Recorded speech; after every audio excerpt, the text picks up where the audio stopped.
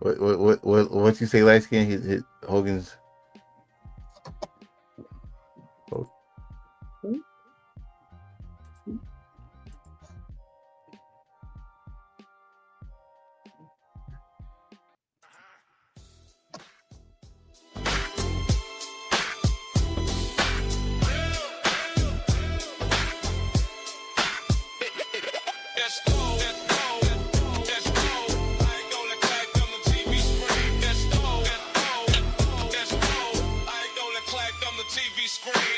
Heels for life, we in the zone. Steel chairs flying, bodies hitting the dome. Pyro pop in the crowd in the rage. Wrestling's all gospel, we preach from the stage. No face turns, just healing it raw. Fighting the rules, straight breaking the law. Mike in the ring, we cutting promo. Pie going platinum, better check the logo. Heels for life, we don't play fair. Gold belts, loud chants, feel it in the air. Heels for life, the squad so mean. Black boots stomping through your TV screen. Bell rings, we calling the heat. Pie bomb takes, we slamming the beat.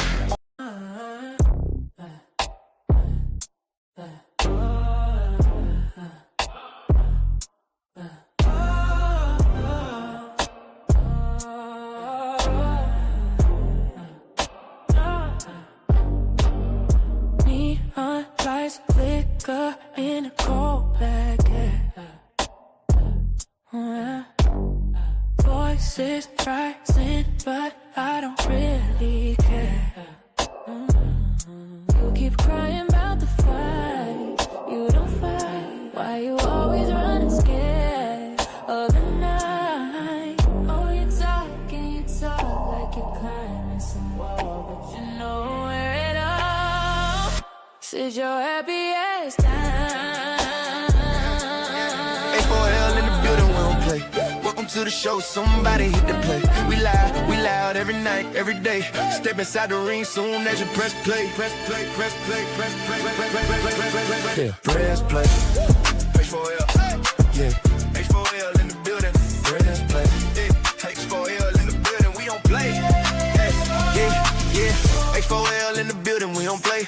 Welcome to the show, somebody hit that play. We loud every night, every day. Step inside the ring soon as you press play. Press play, let the power ring out. H4L, let the whole world shout. From the ropes to the mic, we don't fade away. If you ready for the show, go and press play. Press play, feel the crowd go wild, turn it up.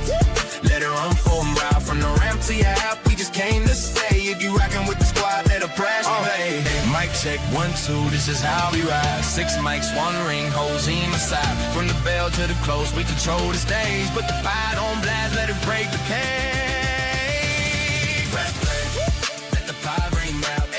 H4L, let the whole world shout. From the ropes to the mic, we don't fade away. If you ready for the show, go and press play. Press play, feel the crowd go wild. Turn it up, let it run for a mile. From the ramp to your app, we just came to stay. If you rockin' with the squad, better press play. Wild card, let it charge. Set the pace, we stay. What's going on, wrestling true believers? It's a great day in Zimba. You know, you missed us. We missed you as well. Okay. It wasn't on purpose. We just had a very busy last couple of 2 weeks, but we're here. But I do have great news on 2 fronts. First of all, we have officially made it past 1,000 subscribers, everybody. So shout out to y'all. Yes. Oh my God. Like, for real. But yeah, another shout out to you guys, for real. This has been a long road, y'all. Y'all just don't understand. It's not only making content, but then also, like, fighting against the algorithms and shit. But somehow, some way, we were able to persevere, and we were able to just rock and roll, and we're here now. So now the next road is 10K, and that will be accomplished, most definitely. But yes, everybody, let's kind of go around the room. Hi, I'm Chris, the host with the mostest, has arrived. You know me and Shammy, Black and Bama Corporate. You know what I'm saying? And then, well, of course, we have Mr. Enforcer, we have Mr. Light Skin, and we have Mr. Mid South down below.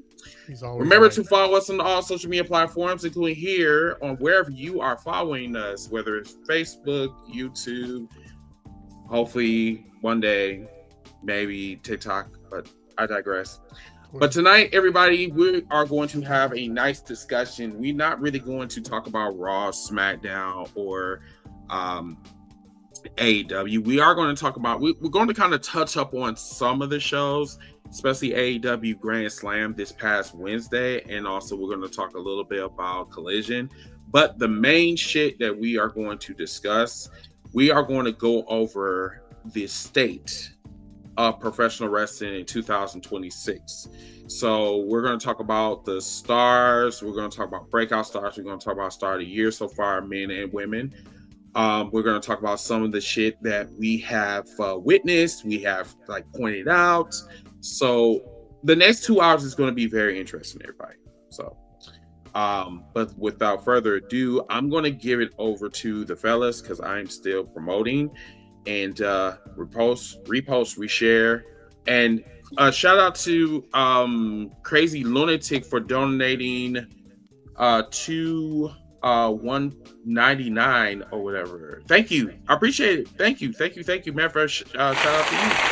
Appreciate it. We will definitely recognize you next week, and also as far as the celebration goes, that will be hosted in 2 weeks. So, stay tuned for that, and yeah. So I'll be back. Fellas, what we want to talk about first?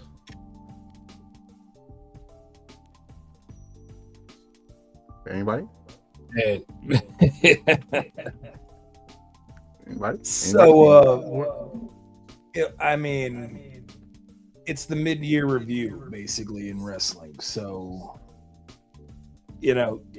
I think where exactly should we start it out at? What are your thoughts so far on wrestling overall? Then we'll just break it down into separate categories.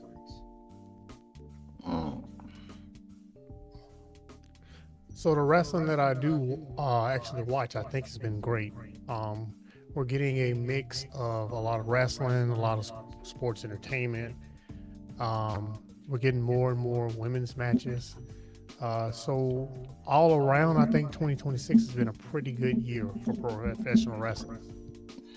And I mean across the board, not just in one company.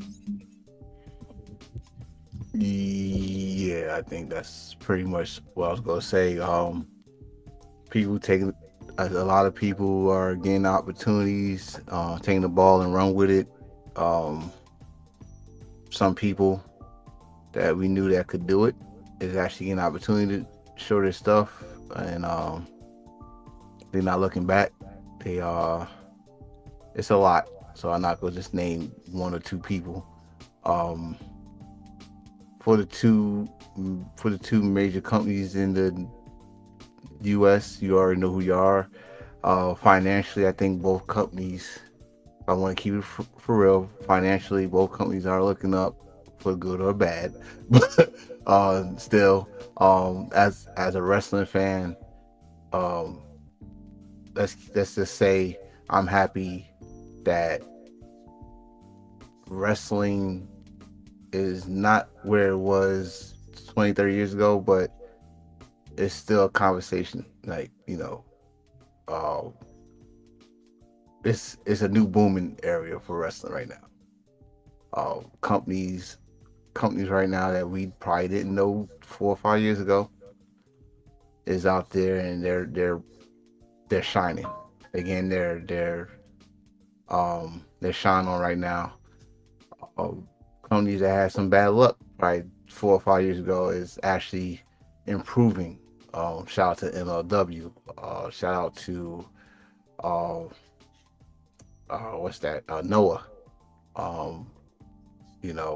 Companies that had some bad luck is actually some good luck coming to their way.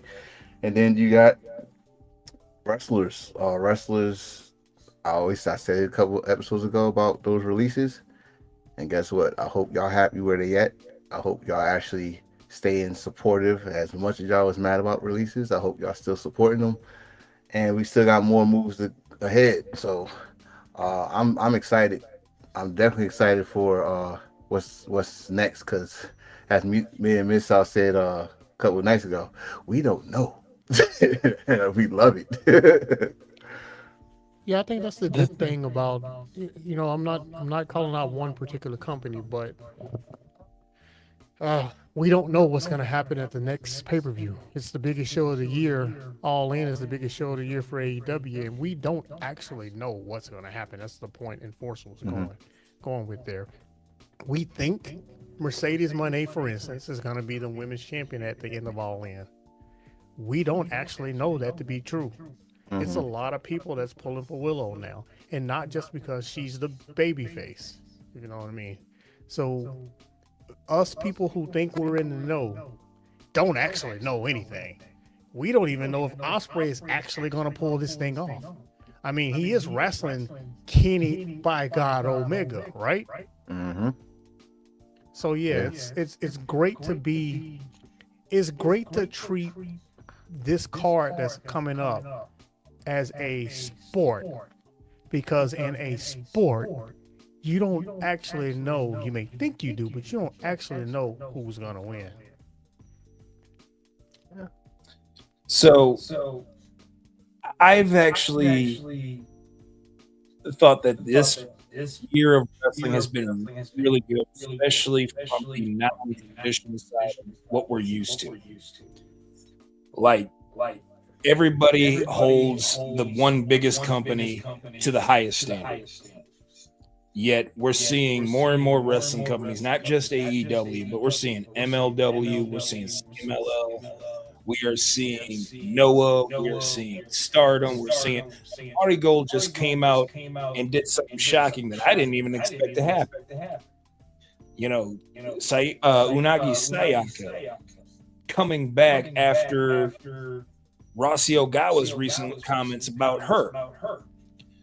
So women's wrestling is on the rise, and I really truly believe that we will get a main event at one of these pay-per-views that will eventually showcase just how stacked the women's division truly is.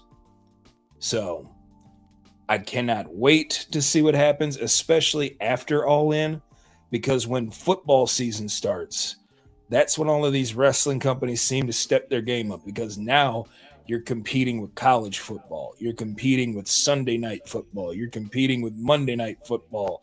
Like, you really have to step your game up. And most people will just kind of like throw it in the can.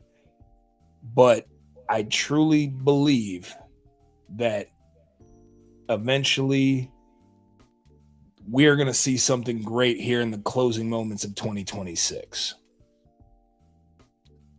And also keep in mind, we got the Continental Classic coming up. I'm glad you said that, because I was just about to say,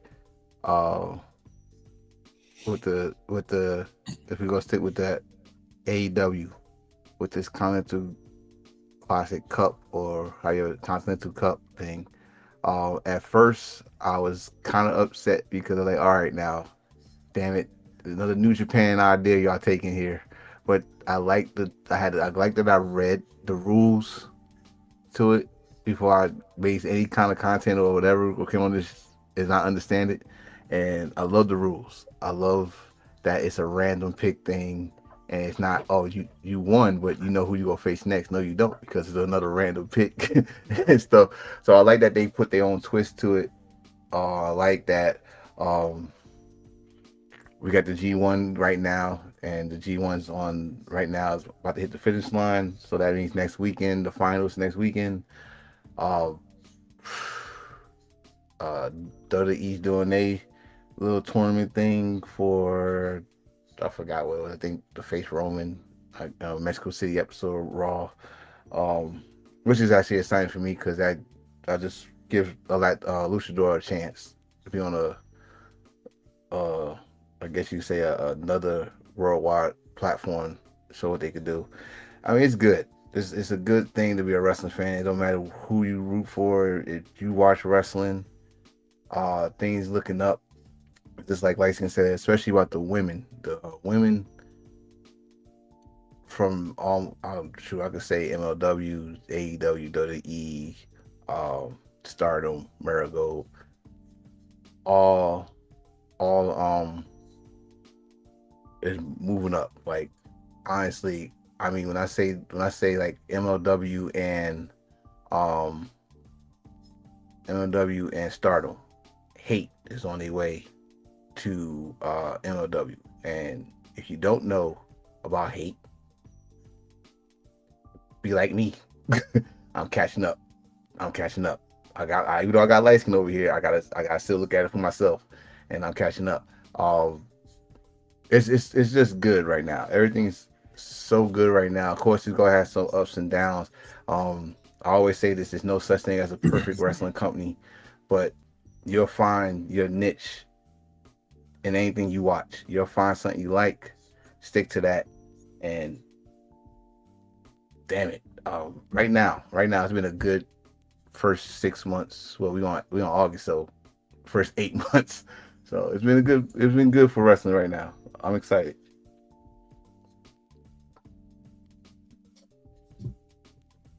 Unmute. Miss South, unmute. So, fellas, what's your match of the week this week? What was your match of the week? You're muted too, Chris. So are y'all still hearing the echo? Yeah. So yeah, some of you said they're hearing from light skin.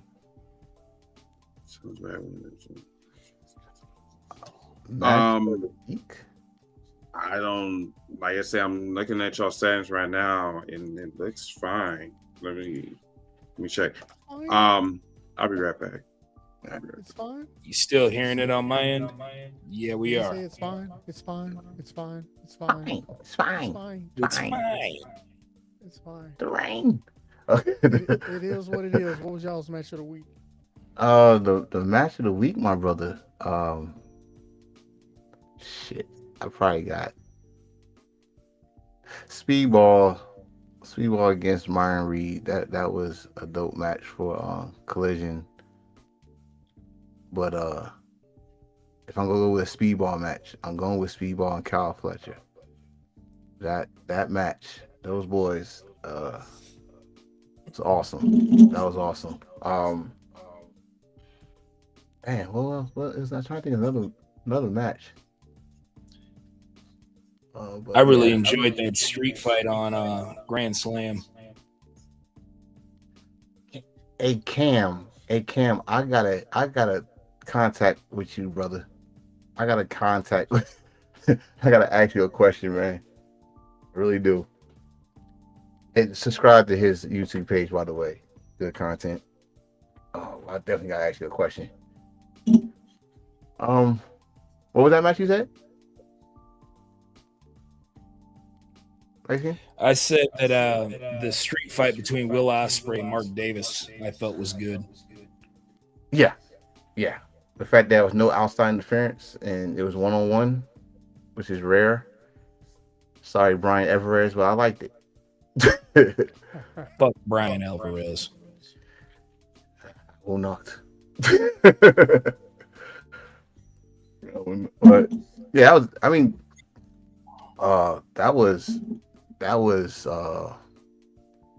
that match was crazy. I knew somebody could go down those stairs. I like Darby's in the wrestling match. Yeah, Darby would go down the stairs. No, it was Will.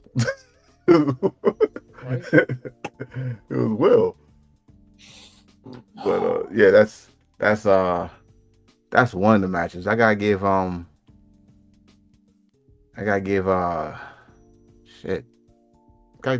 they little props too. Or at least Monday Night Raw anyway. Oh no, not Monday Night Raw. SmackDown. I'm sorry.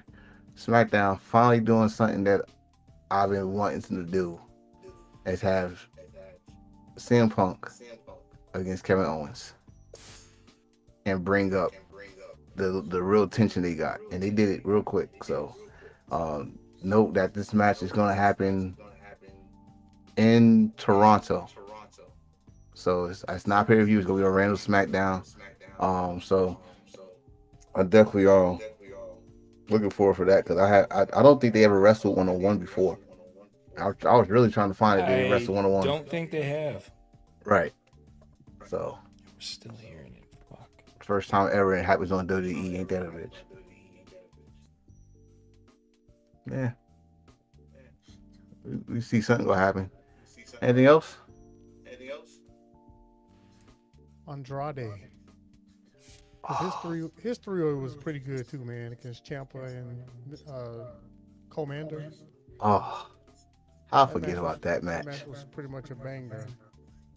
And then the whole spiel out with him and MJF, That which is just great because now we know MJF is likely going to wrestle it all in now. We're real skeptical about it.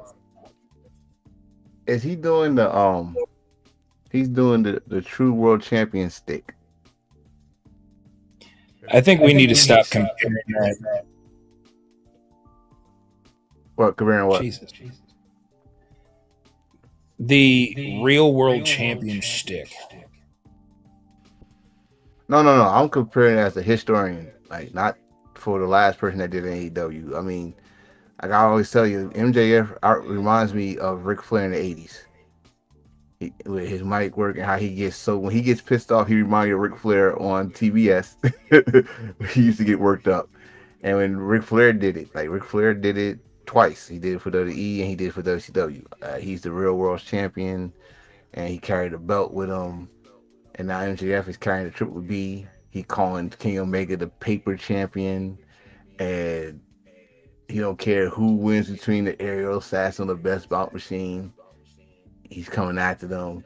So I always like that stick. No matter who does it, as long as it's done right, and as long as it's a good payoff, it gotta be a good payoff.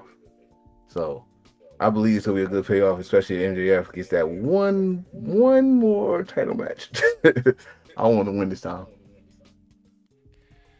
No doubt. Why your mic off? I can't hear you.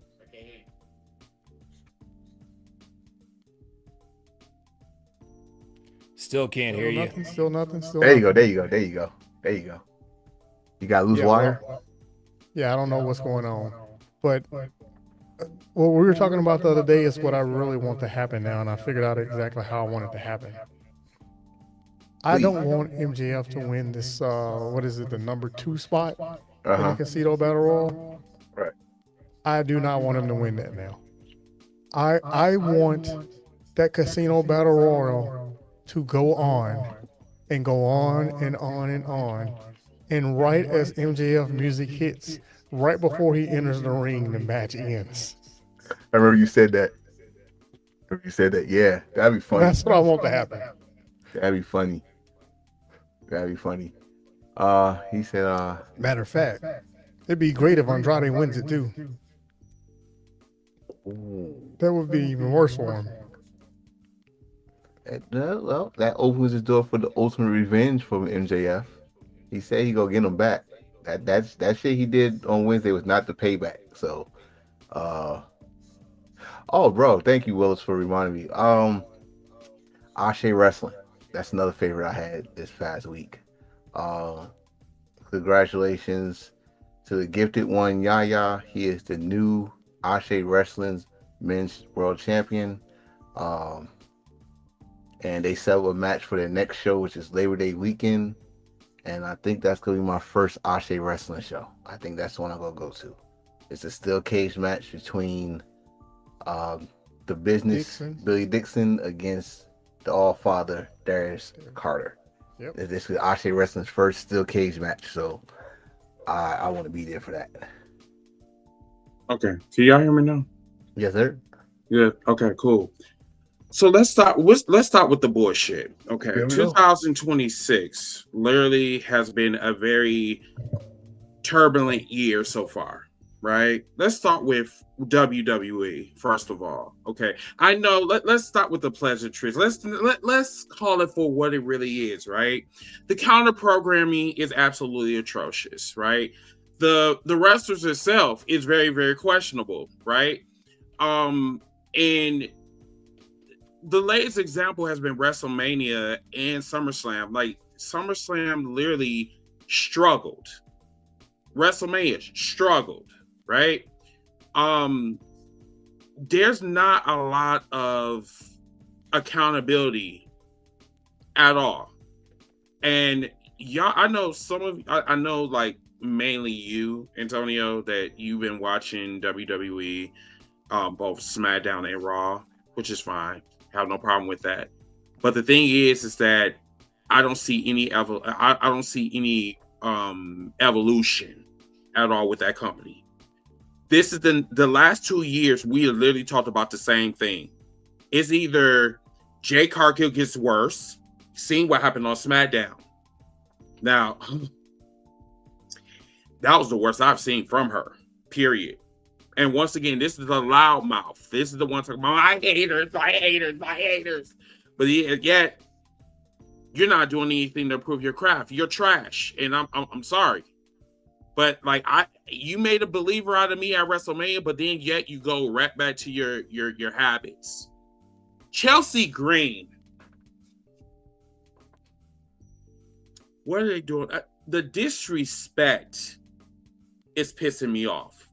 So you already belittle her on Unreal. Then you make her the interim champion, right? I hate that title. It's like you basically saying she's a placeholder. Now she's injured. One of the chicks fucked up her eye on Friday. This is why I don't watch WWE. This is the reason why. It has nothing to do with tribalism. Nothing. The company do not want to fucking change at all. So I'm not going to go around here flashing WWE merch when they don't even want to change.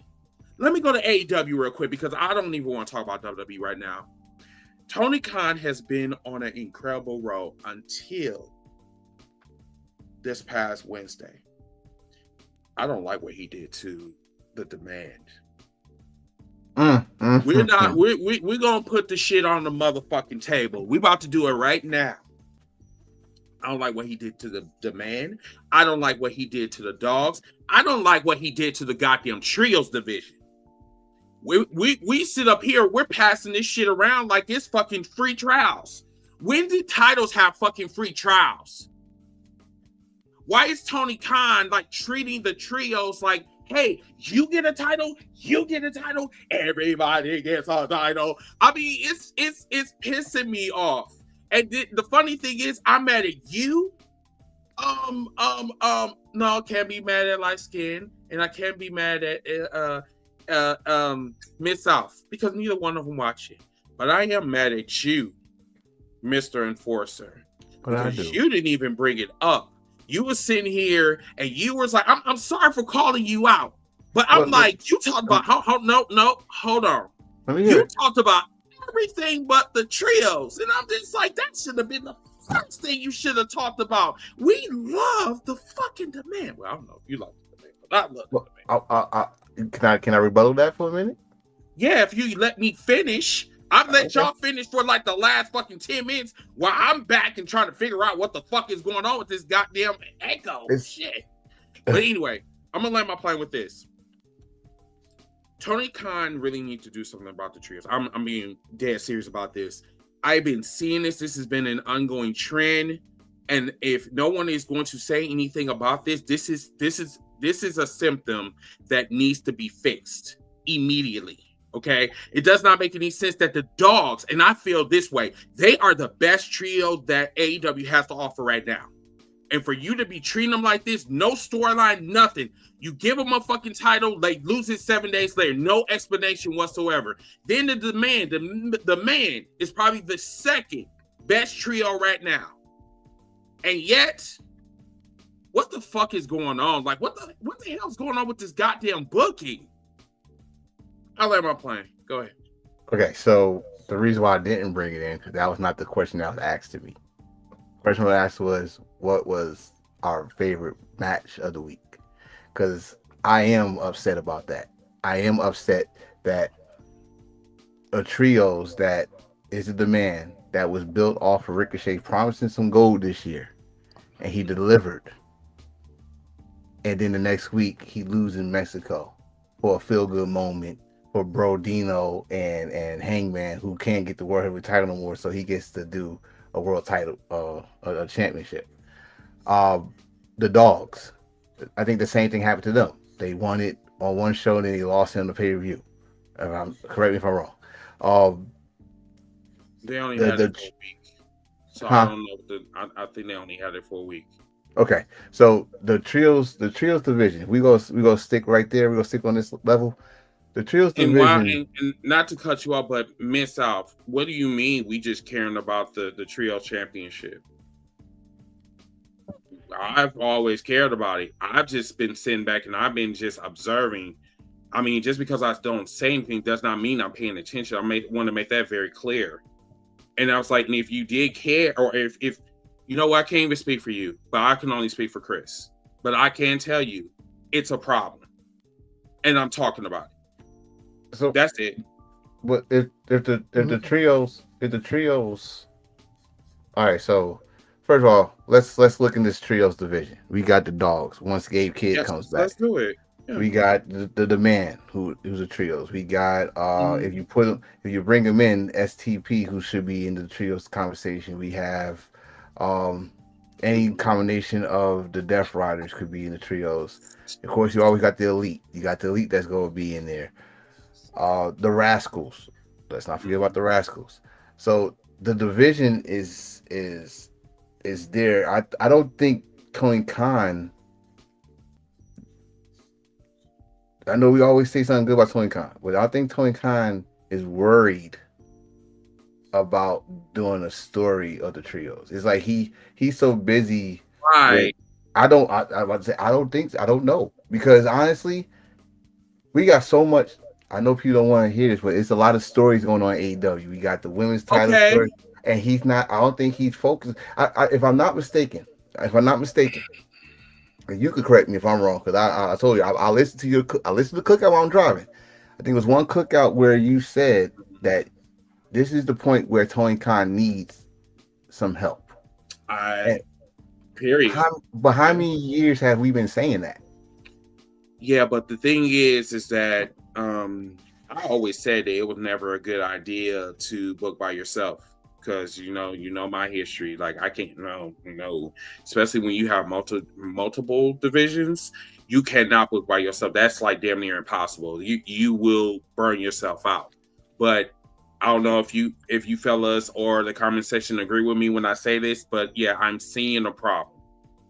And the problem is the trios division. Now, as far as like the women's division or the men's division, I think there's some things that can be tweaked, but the trios has really caught my attention because it has literally been a hot potato championship. Now, going back to what you said before about like a story.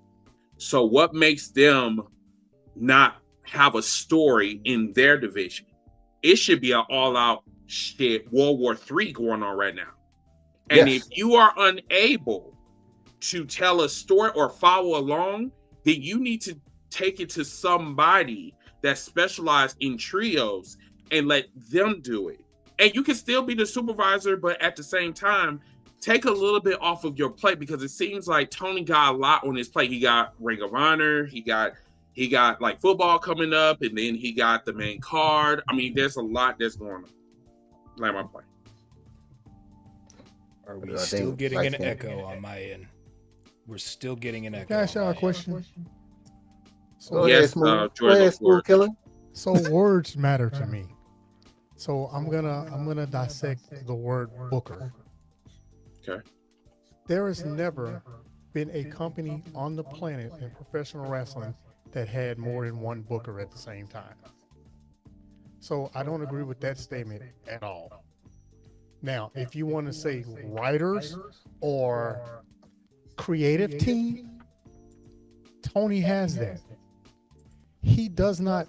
Let's just take one thing. Tony Storm.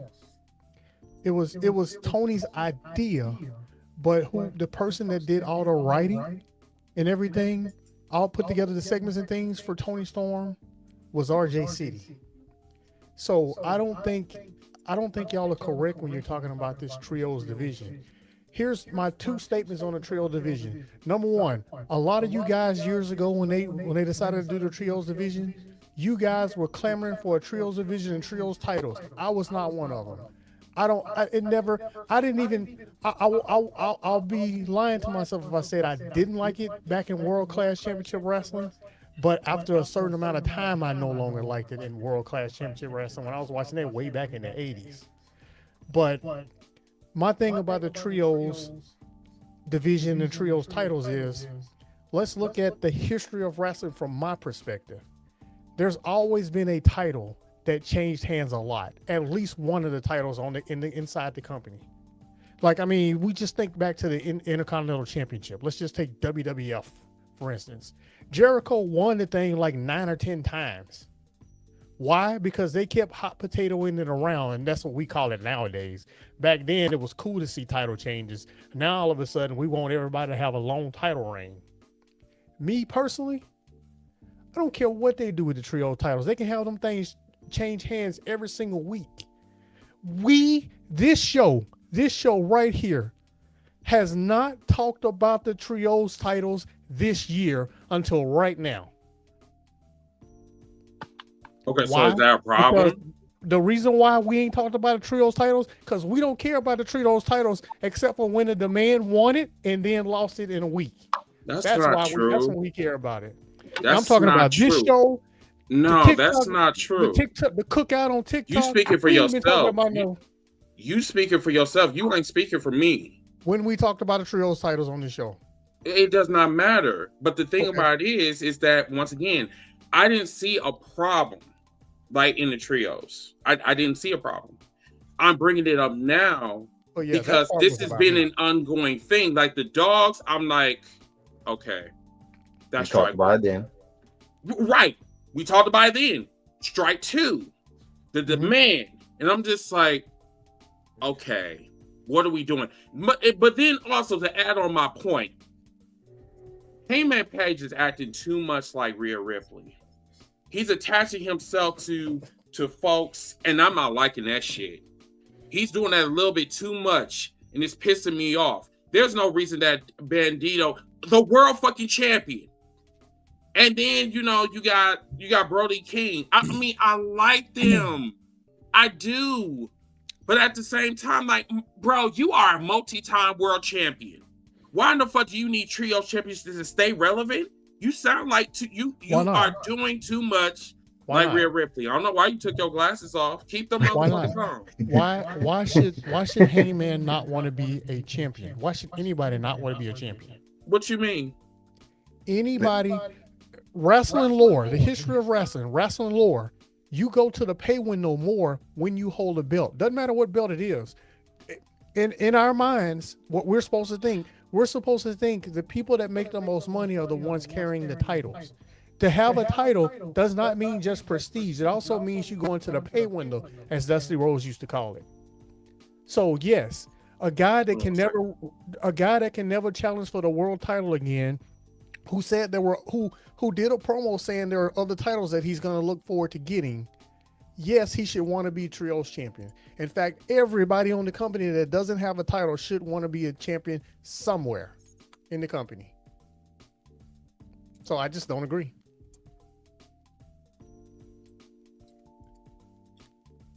Are we getting an echo on my end still? Okay. Hold on a second. Look, Enforcer, look at your comments, and then let me respond to Mid South.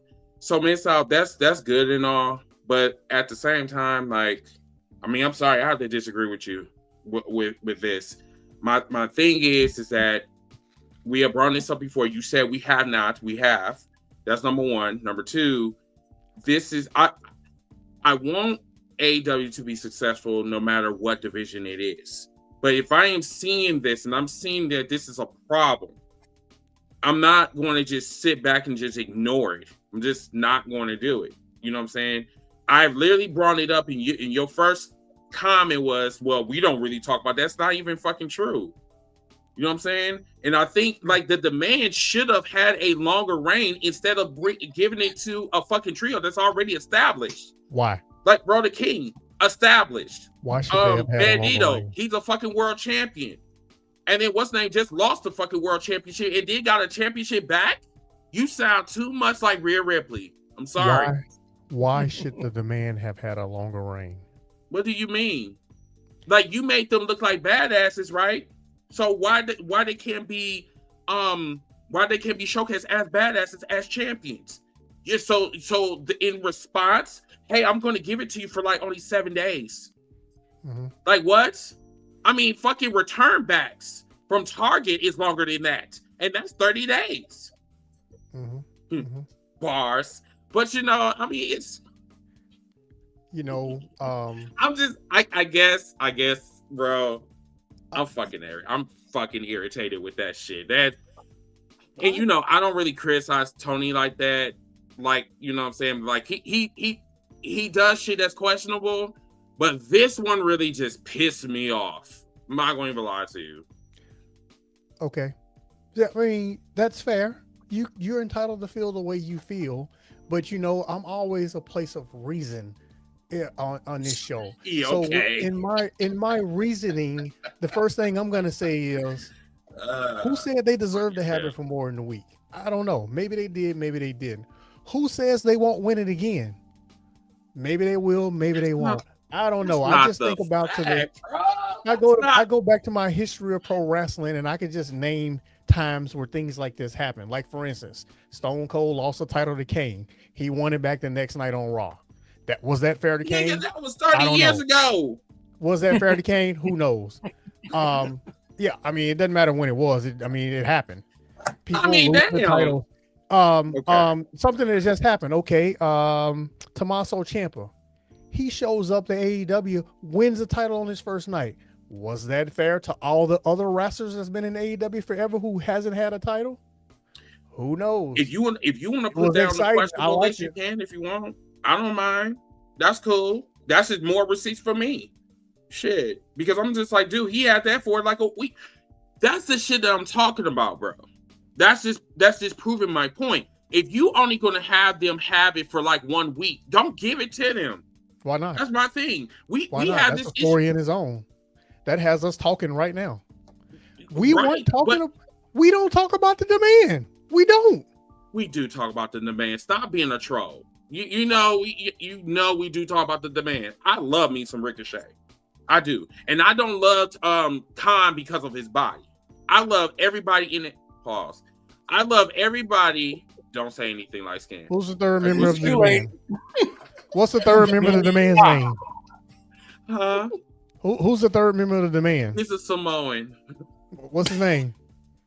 See what I mean? Listen. Case closed. Whatever. Like, okay, bro, you know that I'm bad with names, okay? You know I'm bad with names. God damn. Shit. Anyway, I'm just, like I said, I'm a little perturbed behind that. That's it. Like, you're right. There's a possibility they may win it again. But it's gonna be a long motherfucking time because goddamn Golden Boy, he got the damn belt. Or they may win it at All In. We don't know. That is true. Bigger moment. That is true. I do, but I don't see that happening. I just don't see that happening. That's it. I do want to point out that Toa Leona is not only just half Samoan, but he's also half Puerto Rican too. Damn, half Samoan. Ooh, that's some heat. That's some hot. Now, if I can cut in here real quick, sure. I'm going to quote something from a quarterback that plays in the home state, or that used to play in the home state, where our good friend Wildcard Chris happens to be residing. RELAX. Relax. Because this is all playing a part, and Mid-South just brought it up. there could be something that happens at All In with these trios titles. So as far as I'm concerned, what are the trios titles? The trios titles are basically your titles that let you know which stable, which faction is the best in AEW. So we've seen it stables such as the Demand, the Dogs, Blackpool Combat Club / the Death Riders, the Ops.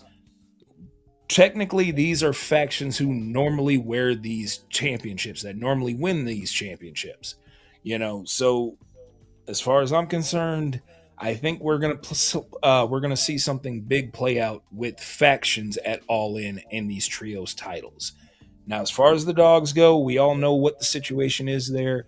Gabe Kidd has passport issues. That's the reason why he's in Japan right now competing in the G1. So right now, the only thing the Dogs can do is run tag teams and, you know, play friends with the Death Riders right now. So, you know what? I have something for you, and this is universal. It's KISSMYASS.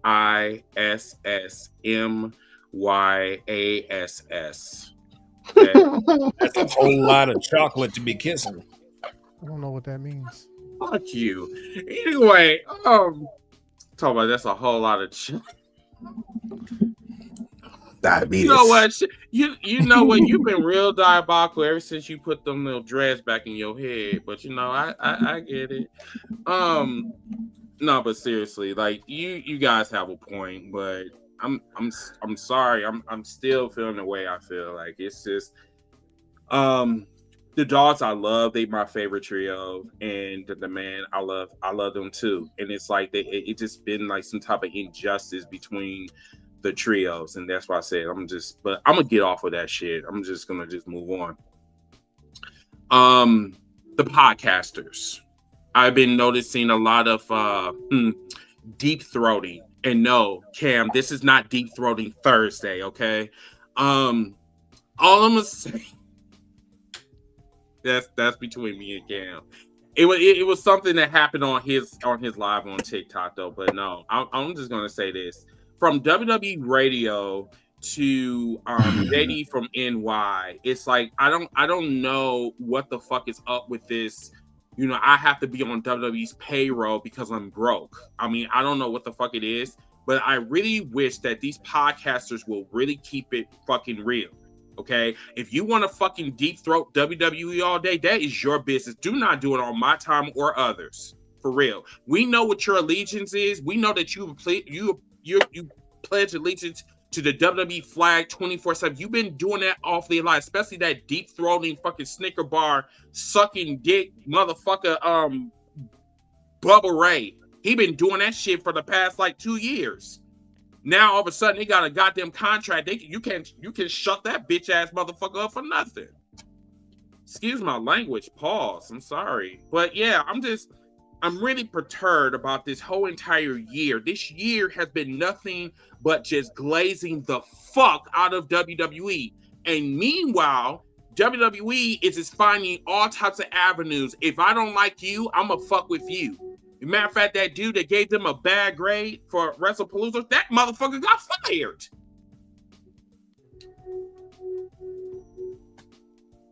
So yeah, there's a lot of good that has happened in 2026. Still gonna say that Forbidden Door, best pay-per-view I've seen this year. Dead ass. Wow. Ain't nothing going to replace that. I'm sorry. Until I see another one that is going to come close to that, or probably come equal, ain't nothing is going to touch that pay-per-view at all. Now, I do want to talk about Grand Slam. I'm so mad I missed parts of that shit because I heard that Will Ospreay and Mark Davis tore the house down. I'm mad. I went to sleep. I was fat, so like I went to sleep. I'm sorry. Yes. Why are y'all acting like y'all disappointed me? Especially you, Antoine. I mean Antonio. You acting like you just like. Mm-hmm. Go ahead, talk about it. Hey, listen. You said you went to sleep. What I I'm supposed to say? did. I mean, bro, I went to What I'm supposed- sleep. I ate something and I went to sleep and I'm like, the fuck is going on here? And then I didn't think it was 3 hours either. So that was totally my bad. Yeah, that one kind of caught everybody off guard. They said they said it was 2.5 hours. So like, you know damn well you're gonna be no damn 2.5 hours. I'll say that. It's gonna be close to 3 hours. So Yeah. but yeah. the thing was, I think me and Miss South said this about Grand Slam. It moved fast. Like they went to match. It only had like one segment, which was MJF return, and then he got on the mic. Other than that, they had no backstage segments. They had wrestling, next match, wrestling, next match, wrestling, match, and they did a good job at that. Because again, you in Mexico now, so you're not in the States. Mexico, that's how they always do it. Match, almost like Japan. Japan do they backstage after the show. You watch it on the internet, so they knew where they was at. They knew their fan base. Their fan base went to wrestling. All right, let's get them to wrestling, and we do our regular interviews or promos for our Twitter and stuff like that, which they did. So even though it went like almost 3 hours, it still was like moving, good timing. But to your point of Forbidden Door, I don't even know how. I like Forbidden Door. I like Double Nothing just because we was there. I like I can't say that because I was already in the Raptors. Cold as fuck. yeah, bro. But it's like we could say what pay-per-view, but remember this is August. And how many times we said this all year? This pay-per-view year. This pay-per-view year. This has been a good year pay-per-view wise. I'm hearing mixed reviews for Redemption, but come on now. That was the first ever Redemption, and Redemption was it? Let me ask y'all this: was it mid, or was it just not AEW standards? We talking about this past year's Redemption, right? It was the Roman Redemption. This was the first one. Very first one. Yeah. As far as I'm concerned, AEW has been putting on consistently good quality pay-per-views. I understand that we're thinking that Redemption was kind of mid, but that's because the following month, Dynasty. The following month after that, Double or Nothing. Following month after that, we had Forbidden Door. Slip was. That's what I'm saying. I'm thinking of Revolution. Redemption. Oh yeah. That was a better way. That's what I'm saying. Like, because a lot of people they liked it. It was a good pay-per-view to them, but it was not. Oh, this is pay-per-view of the year. It's like how you were just saying we had this and this and this and this. That's what happens when you say it's not a necessary pay-per-view and you don't think of it as going to be good on the front end before you actually see it. That was the problem with Redemption. A lot of people didn't think it was a necessary pay-per-view. Me personally, I didn't. I'm in the same boat there. I didn't think the pay-per-view was necessary. Especially with them just announcing it 2 months before it happened. Hey, we're gonna do a pay-per-view in between the last pay-per-view and Forbidden and All In. So I don't think the pay-per-view was necessary, but the pay-per-view was actually good. It just wasn't as good as the other pay-per-views, and that's the problem with AEW. We always want better than what we just saw for the most part. I think if I go be honest, I think because the pay-per-view did not go as planned. I think that was supposed to have been, we talked about it too many times, but shit happened. But that's us in the know. Most people that don't follow on the internet and things like that, backstage news and all that stuff, they don't know anything about this. It was originally supposed to be this person against that person. So I try not to think of it on those terms and those that kind of way when it comes to pro wrestling. I try to keep it as kayfabe as possible. Super hard because we follow too much news, but I try to stay in kayfabe for the most part. And for the most part, the pay-per-view was a good pay-per-view. it was a really good pay per view. It just wasn't as good as the previous pay per view or the pay per view before that. It was their weaker pay per view of the year, and that's just the truth. Yep. Also, I want to kind of touch on because I know we're going to the next hour, so we're gonna allow you guys to on the top of the hour do y'all guys segments, and then we're gonna do heel news and rumors, and then we'll finish off whatever's left.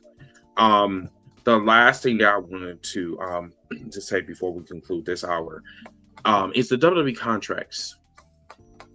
Cutting them by 50% and all of that, which prompted New Day to leave. And I feel that New Day is going to pop up at All In. And I believe that they're going to have a face down with the Young Bucks. I think the Young Bucks are going to retain. And, they're going to be the new champions, and then New Day is going to come out. Keep your eye out on Twitter, because all of a sudden a lot of action. For some reason, all of a sudden Kenny and Austin, I don't have to call him Xavier no more. Austin Creed are back to talking their shit to each other. Yep.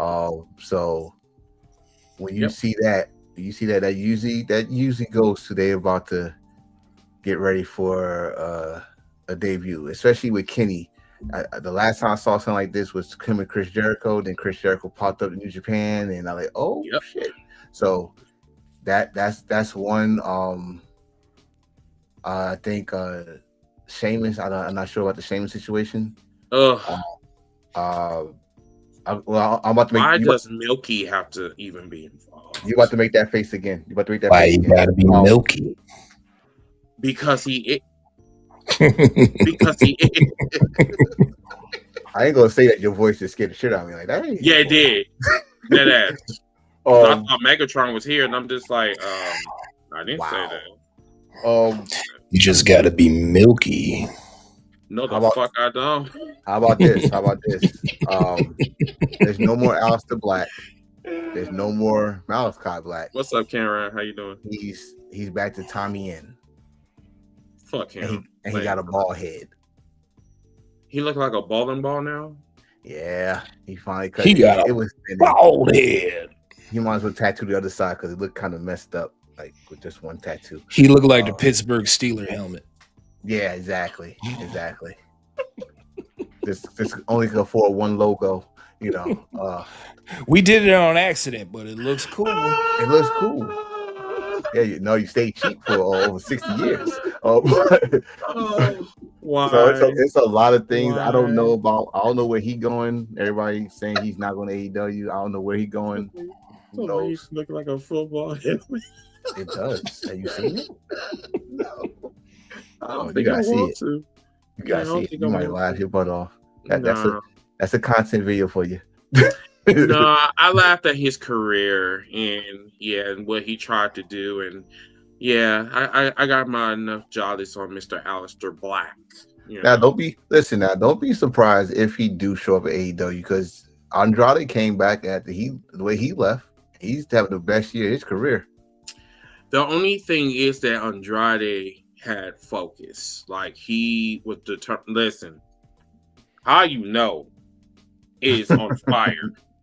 Like, between him and Leo Rush this year, these two have been my favorites. Hey, like this year alone.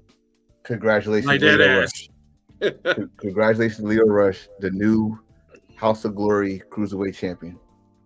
Yes, and then also jumping around Ashe Wrestling. I want to kind of give them some. Are you okay?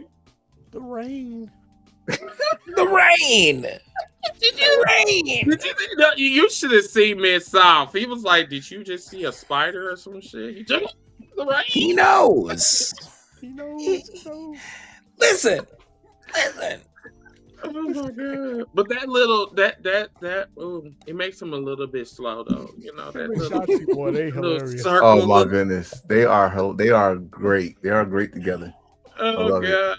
But that little umbrella, like the rainbow umbrella, like. Did you watch the match? That little umbrella got broken, and this motherfucker had a bigger umbrella.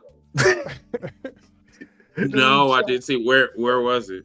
Oh, it's on YouTube. They're showing their shows on YouTube now, so it's for free. House of Glory. Oh, Yeah. okay. So, Yeah, I didn't see yeah. it.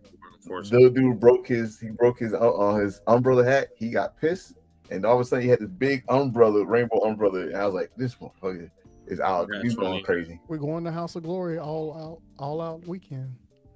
Oh yeah. Yes. Nice. Yes. That's gonna be a hell of a treat. I think this will be my second time going. Yeah. If I get to September in one piece, hopefully. You shall. But y'all, that wraps up our first hour. So first, let's I want y'all to stay tuned for this commercial, and we'll go on to these segments. All right, y'all. Hold on 1 second. Let me just go ahead and change this. It won't take too long. Just gotta pay some bills. That's it. I'm trying to find it. Where did it go? We're here to think of the sponsors. Man, fuck the sponsors, man. Me? I'm just playing. Potential sponsors, please. I'm sorry. I'm having a midlife crisis right now. So yeah, don't yeah. Mm-hmm. Welcome to Heels for Life, the voice of wrestling. Get our exclusive merch at the link below. Support the show and rep the life. Let's go. Told you. Your voice. So who want to go?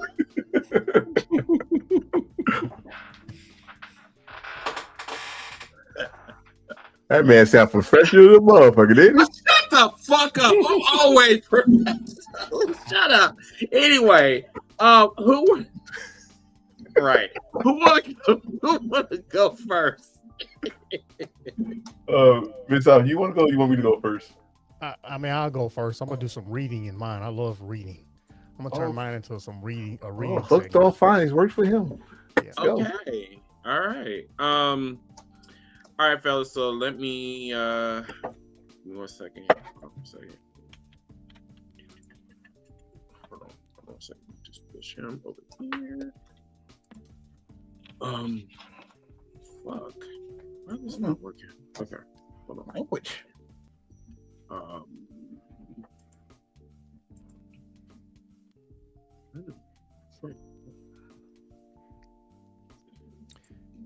Yeah, get ready for me to talk a lot of crap. I'm not gonna destroy the dude because I still like him a whole lot.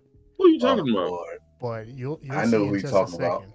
I know what you're You'll talking see in about just because a second. But Oh, okay. it's like the last 3 or 4 months have been really bad for this guy, and I've had some words to say about him in the past. Mm-hmm. And I got some words to say about him this time around. Oh God, I hope I don't have to change my whole thing now. Yeah, this is I going hope I to have to- Last name's be quite Jones. interesting. I'm trying to find this. Craziness has been going on. In fact, I think it's still going on. I'm trying to fill some time here. That's cool. But yeah, he hasn't had a good month, I'd say. It actually started back a little further than a month, but for the last month it's been nonstop. I got a bad feeling. I know who you're talking about. Because I'm like, who the fuck is he talking I know about? exactly. Something just happened in the last, let's say, 24 hours. Mm-hmm. And it's. Oh yeah, I know who you. Exactly. I know that. See, I Okay. gotta change my shit now. Without further ado, everybody, this is the Mid-South segment. Step in the ring, I'm dropping that heat. True bomb plan when I speak on the beat. Old school soul, but I keep it advanced. Every mic catch fire, it's a mid-side rant. No cap, no skin, no hand to kiss. I call it how I see it, you can't handle this. Legends respected, the rookies all plans. The real talk range in the random rant. Say less, mid-south to set it back. Say less, mid-south to set it back.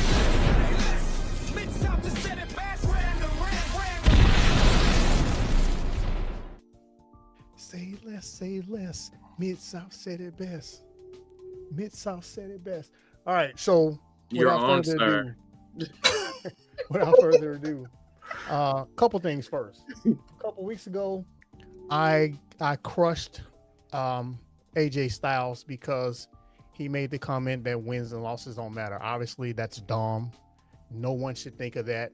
There's quite a lot of people, quite a lot of wrestlers who actually believe that, and unfortunately, there's fans that because that wrestler or that group of wrestlers believe that, they believe it as well. Wins and losses do matter. Said enough about that. I'm moving on. Next thing that he said was dumb. What he says that he wished WWE would buy New Japan Pro Wrestling. He didn't say New Japan outright, but obviously that's what he was talking about by mentioning Tokyo Dome and stuff. He wants WWE to buy New Japan Pro Wrestling. Again, said enough about that. Dumb. I'm going to read to you folks, if you haven't heard about what's happened recently in the last 24 hours, I'm going to read some of what happened. So first of all, I'm going to start with what a segment or a statement that Natty Neidhart said. And I'm going to follow that up by a wrestler in GCW named Eric Cannon, right? So Natty says, Avery Styles, who is AJ Styles' son, wants to pay his dues. I'm not going to read the entire thing because the context of what I'm about to talk about is literally just that. Natty says Avery Styles wants to pay his dues. Now, Avery Styles just wrestled for GCW. Now I'm going to tell you what Eric Cannon said. Eric Cannon says, and this is him replying to a Fightful article about Natty saying that Avery Styles wants to pay his dues. Eric Cannon stated, as someone who watched this kid skirt away from helping with a single thing at this very show, I'd just like to say LOFNL. Now, this caused AJ Styles to respond. Not Avery, not the son, the father. Here's AJ Styles replying to Eric. He was paid to wrestle at GCW, not help you put up and take down the ring. That sounds like your job. You just sound like a jealous douche. That is AJ Styles, a wrestler on top, talking down to a independent wrestler who wrestled at GCW and a few other places, right? Out of bounds to me, if you ask me. Here's Eric's reply. I have all the respect in the world for you, AJ. I understand why you defend your son, and it is admirable. But the fact remains, he can stay AJ's kid, continue to skirt responsibilities and paying dues, or he can earn the respect of his peers and stand his own as Avery. That's crazy, right? We've heard it all the time. We've heard it for years. Wrestlers are supposed to pay their dues, especially when they just started out. This guy's already had a TV match, a so-called TV match. And then I must say, this continued on because AJ replied to that even. Here's what AJ said. You don't ask someone to have dinner at your house and have them do the dishes. He was asked to wrestle at GCW. Although grateful for the opportunity, a vet would have talked to him professionally or at least face to face. Now, this part I can agree with AJ. If they just said, hey, I'll give you $100 if you come and put your name on this and you come and wrestle at GCW, no problem. No problem at all. Wrestle your match, get out of there. Here's what Eric Cannon said. A 20-year vet and promoter asked him to help with the chairs. That means a wrestler that has been wrestling for 20 years just asked him to help with something.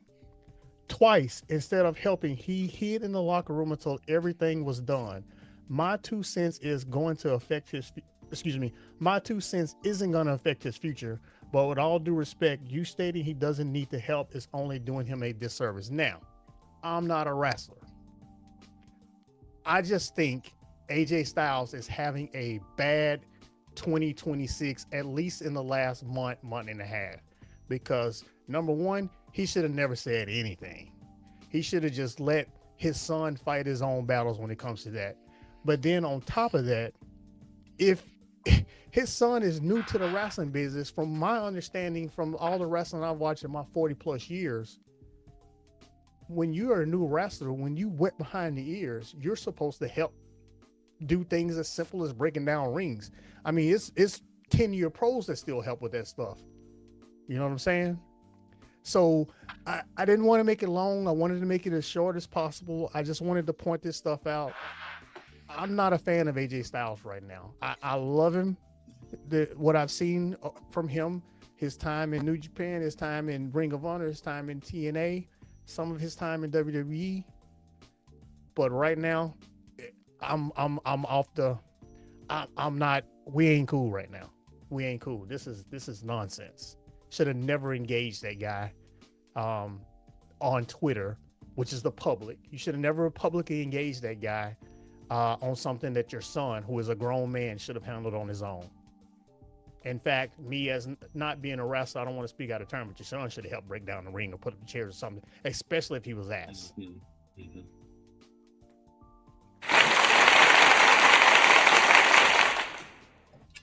All right. Man, excuse me. Awesome segment, bro.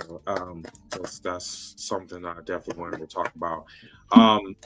First of all, I definitely agree with you on nepotism. Nepotism is a problem in pro wrestling. Problem in the sports period. Yeah, I don't know why AJ decided to get in the middle of that, but what he did was he did himself a disservice, not only to pro wrestling, but then also to Nepo babies as well. So you literally gave your son a pass because he's your son. Then you talk shit, you talk down to an indie promoter. That's not a good look. It's not a good look at all. That's not even professional. It was very inappropriate, very disingenuous. And I'm not really surprised by AJ Styles because now that he got that WWE contract, he think he can say and do whatever. But remember, choices have ramifications. So hopefully, while he was thinking that he was Big Dick Willie on Minnesota Street, hopefully he'll understand that like if his son is looking for work in Minnesota, more than likely he's not going to get it. I like my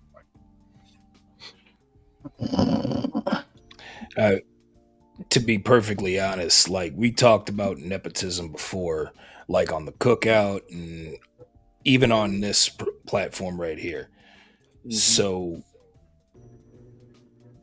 Avery to think that he's just going to get booked just because he's AJ's son, that'll work over there in the company that AJ just came from. Anywhere else, no.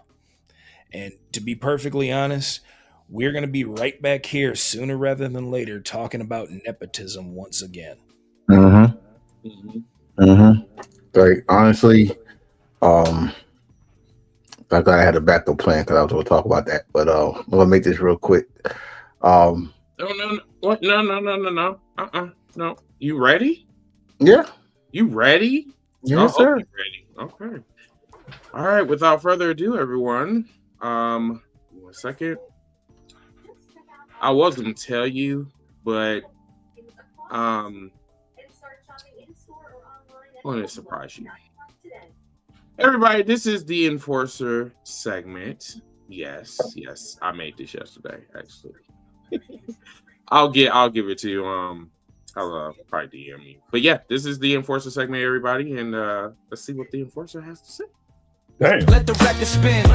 I got the red, I got the pins. If you want smoke, bring facts, not rage. I'm Mr. Attention, get in front of the page. Enforcer has something to say. Say it plain, make room today. Enforcer has something to say. I don't flinch, I don't play. Enforcer has something to say. Has something to say.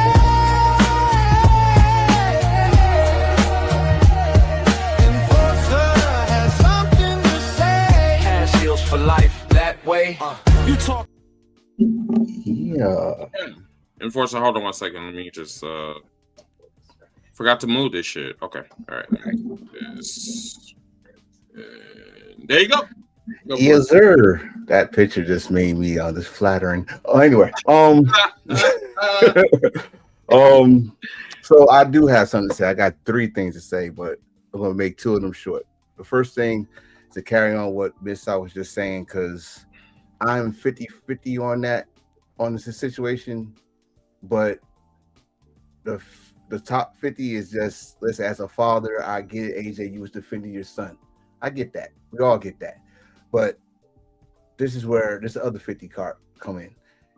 You are AJ Styles, who also started in the bottom, who also started in independence, where you was putting out wrestling rings and putting chairs together. Before you was phenomenal, you was just Alan Jones. Why don't you want your son to do the same thing, learn from the ground up of the business that you love, that help put food on your table, for him to have a roof over his head, have him learn those things, and also appreciate that he's getting these opportunities. So my thing is with AJ is this: do you want him to go on for the rest of his career as AJ's kid, or do you want him to make a name for Avery? Because right now he's on this level in his head that he's AJ kid and he gonna get everything he wants, and you don't want that, especially a man that came from Georgia, blue collar guy. You don't want that now. You don't want him to get that big head, and then he gonna be like certain other nepotism baby, like I don't know, Bronny, Ronnie James. That situation, you already seen what happened there. I think that was the wrong move, and I think that could have been a private situation in a DM somewhere, where you could have just contact that guy and just have a better understanding. Like, hey, okay, appreciate that. Well, I appreciate you coming out in public stating that. You could have told me, and I could have got to him. Or like Miss South said earlier, he's a grown ass man. I got a 21-year-old. He's a grown ass man now. He got to make the right decisions. Your son got to make the right decisions. It's the real world now. Daddy ain't gonna be always there to save you. So end that off. The next thing I am going to talk about that we've been talking about all this week. Big Conrad. Big Conrad said that Roman Reigns is the most overrated main eventer in the history of WWE. I hope that's the words I'm saying right, in the history. It started a discord everywhere. Some people said, nah, you're wrong. Some people said, you're right. Listen, Conrad, you got a right to your opinion. I'm not even going to come up here and say you're wrong, and I'm coming and say you're right. But I am going to say this. As long as I've been watching wrestling, no one is more overrated than Terry Bollea. No one. Okay? Has Roman had the better opportunities and get shut down? Of course. If I'm going to say he's overrated, I'm going to say he's overrated right now. But in the history, nah, brother, nah. It took him 8 years to finally get to this damn spot after the big dog getting shoved down our throat. Yes, that's true. And the other thing you said that was true was that put the picture between the big dog before Paul Heyman and after Paul Heyman. Paul Heyman helped out. But just because you with Paul Heyman don't mean it's a guarantee you're a main eventer. Ask Axel, Mr. Henning's son. Ask Ryback. Ask Claudio when he was in WWE when they did that. It don't work all the time. Only one person besides Roman had that opportunity with Paul Heyman. That was CM Punk. Anybody else was not a main eventer. So give some credit to Roman, and then mostly to the machine that do what he does. And the last thing is this: my IWC fans, my fellow fans out there, the internet. It's cool. Just like we got in the conversation, y'all disagree with us sometimes. Y'all say what y'all feel. Y'all agree with us, all that stuff. And y'all say it publicly. We know who you are. We appreciate y'all. But you trolls out there, and I mean this, you trolls out there that hides behind, the letter profiles or a cartoon or whatever profiles, and had a nerve to write paragraphs and disrespectful paragraphs. You're not getting no attention here. I don't know my other brothers here. You're not getting no attention here. Oh yeah, I forgot Brock. Thank you. What you're gonna do, and what we're gonna do, is probably read the shit, and we might entertain it and make you even more mad by saying something I don't know. should have been swallowed, should have been flushed down the toilet, something like that, and then block you. Cause it don't matter. You don't matter. But for you fans out there that gave us 1,000 subscriptions, and we appreciate y'all. We do. Keep going. The work is not done. We're trying to do more goal to 10,000. I think Chris said. So that's all I gotta say for this week. Until then, I'll see y'all my next time. I'm done.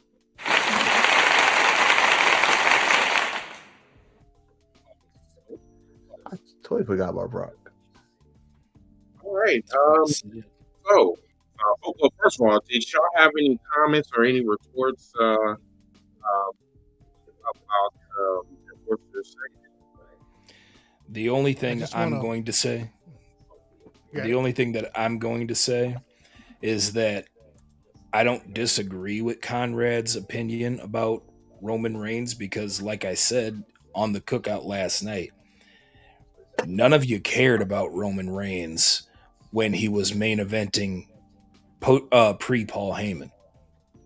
So, as far as I'm concerned, all this talk about Roman not being over Raven and Roman getting over organically, the definition of organically is happening in a natural, gradual, without artificial force or developing. That actually just cut it off right there. Happening in a natural, gradual way without artificial force. They have been shoving Roman down our throats since he first arrived. He debuted in 2013. Then all of a sudden, 2014, 2015, that's when he got his first main event. 2 years after his debut, that's when he got his main event. And none of you wanted him there. You said he wasn't ready. He got the next year's main event in 2016. He got the next year's main event in 2017. He got the next year's main event in 2018. So, and we all know what happened in 2019. He came back from leukemia. He wasn't in the main event.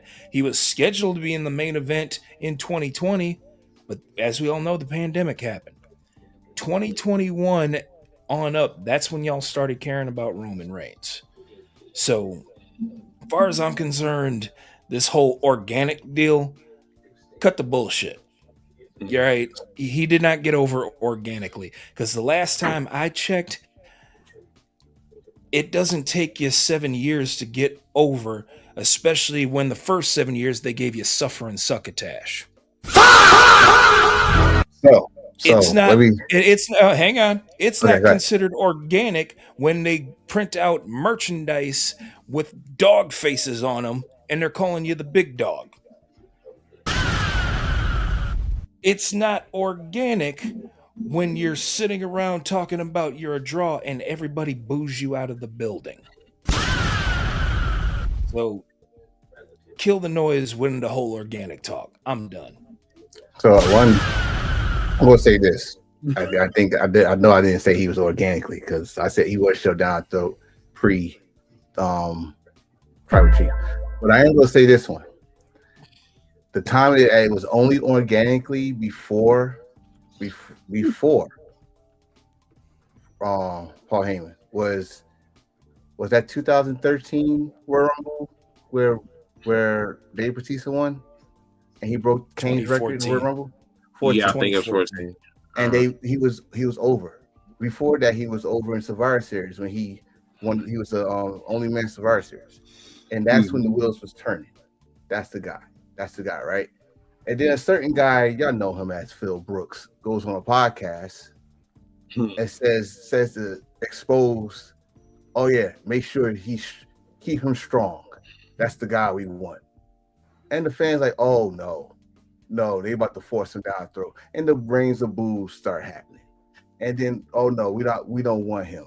Remember, he was out on a groin injury, and the first time we even heard of the boos was on an NXT show when he got Superstar of the Year. I mean, honestly, like I said, I'm not afraid to admit it. I had the freaking stupid vest. I had the t-shirts, which I still got one of them in my closet. I was a fan of his. But I can't defend the suffering succotash. I said that so many times, it hurts. Only suffering succotash that comes over here is freaking goddamn Sylvester, the cat from Looney Tunes. That's about it. So, but as it goes, nothing organic, and especially in WWE. WWE, when you the face, you are a part of the machine. I just named Terry Bollea. I could say Stone Cold, but then I'd be lying. But I am gonna say John Cena. I am gonna say they trying with Cody. When you are in that, when they made a decision, that they want you as a face, get ready to eat your vegetables. You go like it, you go take it and like it, or you have common sense to say no and go somewhere else. So that's a perfect segue. Oh, Miss up. You have something? I'm sorry. Yeah, sorry. I just want to follow up one extra point on this whole AJ Styles thing. And this is why it's even worse for AJ Styles. AJ Styles, I just need you to think about this. Would your son Avery Styles had gotten booked if his name was Avery Jones? If he just came up as Avery Jones and not actually be related to you, would he have been booked that fast? The answer is no. No. Mm-hmm. So you should probably back off. You know what I think he should do? You know what I think he should do? I think he should give a call to Sting and ask Sting how Sting doing his son. Yep. Because you don't hear Sting at his son's matches. You hear Sting doing none of this. If you got something negative about his son is man enough to talk on his own. So you know what, this is a little controversial right here, but I'm gonna read it. So Cam said, and shout out to Cam and the No Pop podcast that will be airing tomorrow at 4:00 Central, 5:00 Eastern. Roman been my guy since the beginning, but fan definitely never wanted him to be the guy. It got so bad they used cancer as a way for fans could cheer for him. So you know what? I'm gonna say this. Is that you know? I'm trying to find the right words for this, right? Because when we talk about cancer, when we talk about like pre-existing conditions, it's very messy.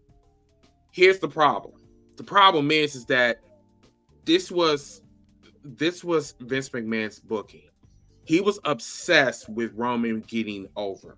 Okay, that's part one. Part two is you can't. When it comes to Vince McMahon, everything is out on the table, including incest. Yeah. Number three. This doesn't surprise me. If this was the plot, it worked. I mean, literally, this man came back and said that he was in remission, y'all. And then the next thing we know, it didn't even take 5 minutes, bro. Didn't even take 5 minutes. They was already selling t-shirts. No, before that. Before he even said that, it was t-shirts out there. All I'm saying is they use his pre-existing condition as a ploy to get that man over. That is the most disgusting thing I ever seen them do. But I don't talk about it like, even Stevie Ray even agreed with us. You know what I'm saying? Because we even had that conversation with that. And I was surprised that he even went that far as saying that. But I'm just like, I know I'm not the only person that felt that way. But it's just like, I really feel that, yes, the only reason why people love Roman Reigns is because he has cancer or used to have cancer. So I think that's what they was. It's not even, you know what, bro? I think Glendale Williams, you said it right. You said it right. No, not that one. Not that one. It's not this one. No, the I got it. Wrong. As soon as he said, "Hi, my name is Joe," the whole crowd went from. Because remember, around that time they was still mixed. Now the Shield was back together, so they was mixed of what to cheer for or boo or not. But when he said, "Hi, my name is Joe," the whole crowd died down. Go back and watch it. The whole crowd died down. I remember and that. And then when he said what happened, he had to relinquish the belt. You saw people crying, grown ass men crying, right? And then you go, then what WWE do after that? They show you the behind the scenes. Everybody, Shawn Michaels, Braun Strowman, Paul Heyman, the women wrestlers, all of them. Nia Jax, who y'all know that's her family, by way, I don't know how many cousins, but they all embraced them. And then, but what you remember about that night also? That's when they decided to turn Dean heel into a heel, right? So you only remember two things. He had relinquished his title. He said why, but when he came back, you already saw in the crowd they had the Roman Reigns symbol with the ribbon under it T-shirt. They already had it, so you knew it was a big thing because it was what 3-4 months since he came since that announcement that he comes back. He remission. They didn't rush it. They kept on getting him side matches, make sure he's not in the title. So like Skin said, he was supposed to be in the main event against Goldberg until the pandemic hit. I think there's a couple of things here that I want to disagree with. Okay. There's a couple of things here that I kind of disagree with you guys on. Number one, I think it's kind of like what I was saying there. It was less about getting him over because I kind of believe he was already over as a member of the Shield, but it was more about getting the hardest thing you can get in pro wrestling to me is sympathy. That got him sympathy.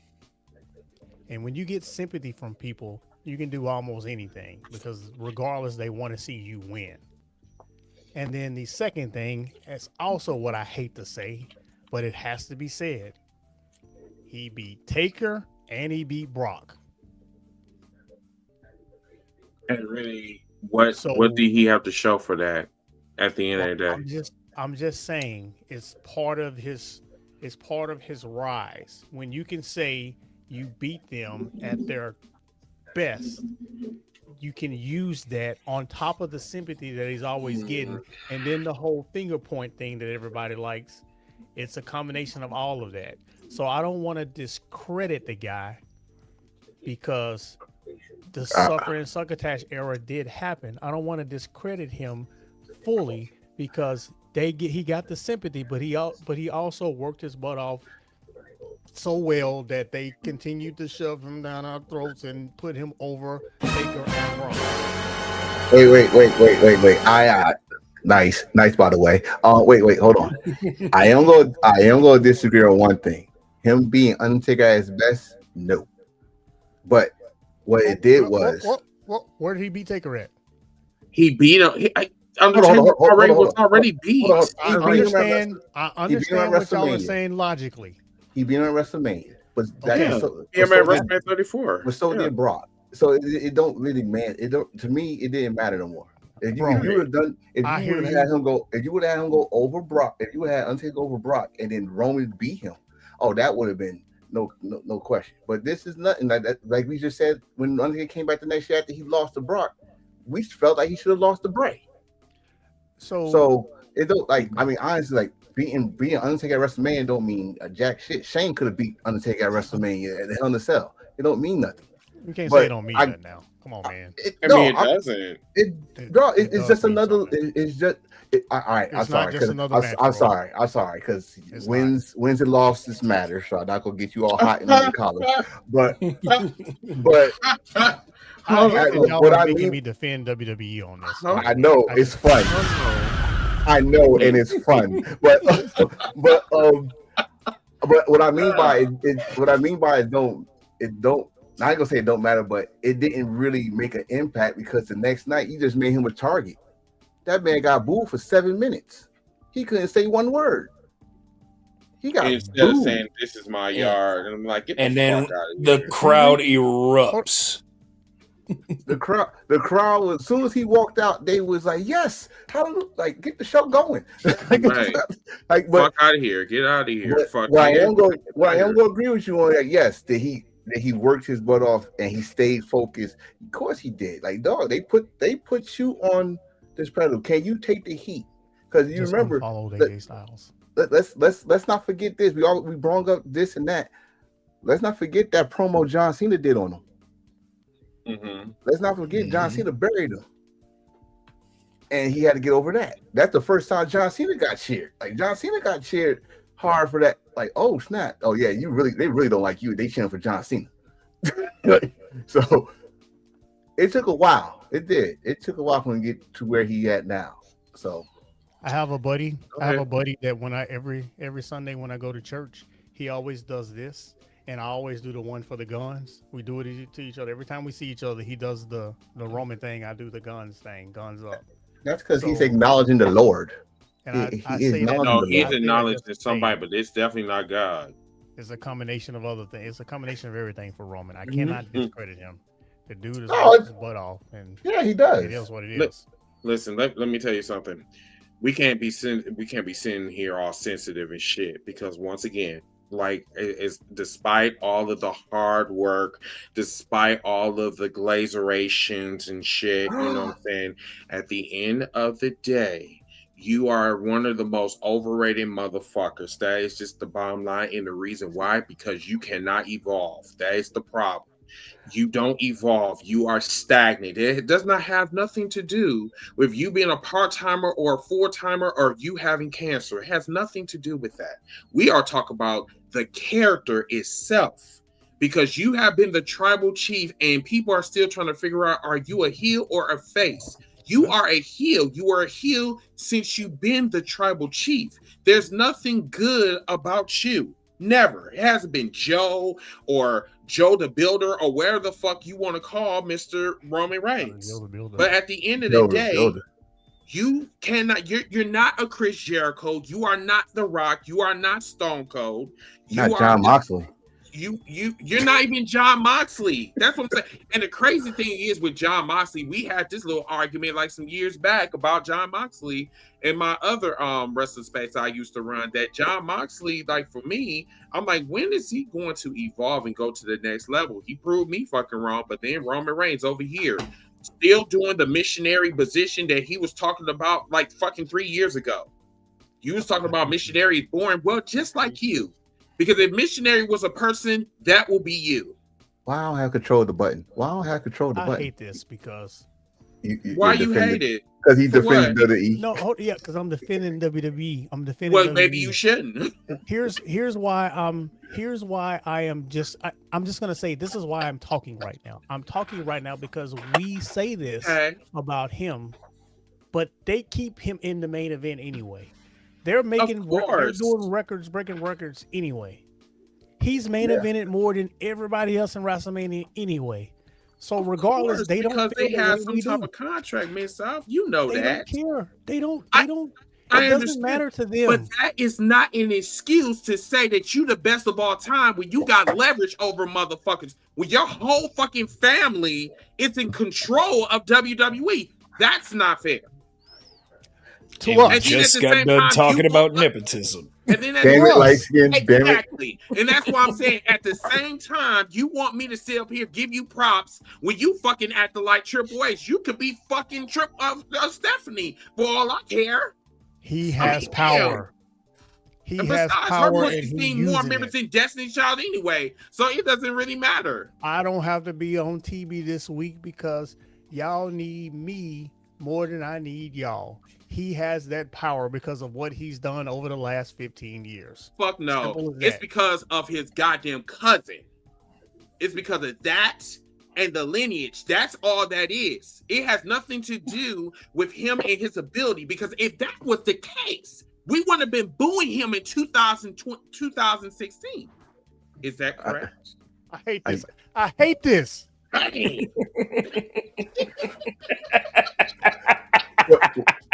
Hey. Hey, make sure we Everybody does listen. that crap. One Yeah, hour, man. 38 minutes, and 20 seconds. I'm clipping that. You acknowledged him once. You acknowledge that I bastard. ain't acknowledging him. That's I'm just right. telling you what everybody does. The drums Oh, will yeah. slave away. They're And that's working what I say overtime. thank you. When you raise up your hand, I raise up this, and I'm shooting you. Boom. Guns No, up. ain't no boom. Yeah. It's Acknowledge pew, me. Pew pew. That's what it is. Pew pew. So y'all, that's That was fun. Yes, it was. Let's go to Heel News and Wrap.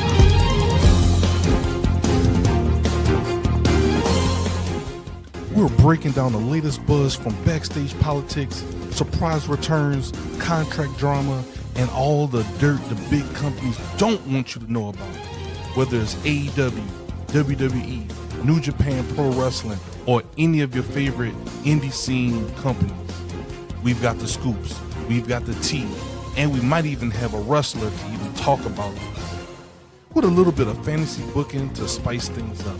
Grab your belts, lace up your boots, time to hit the ropes, because it's time for Heel News and Rumors.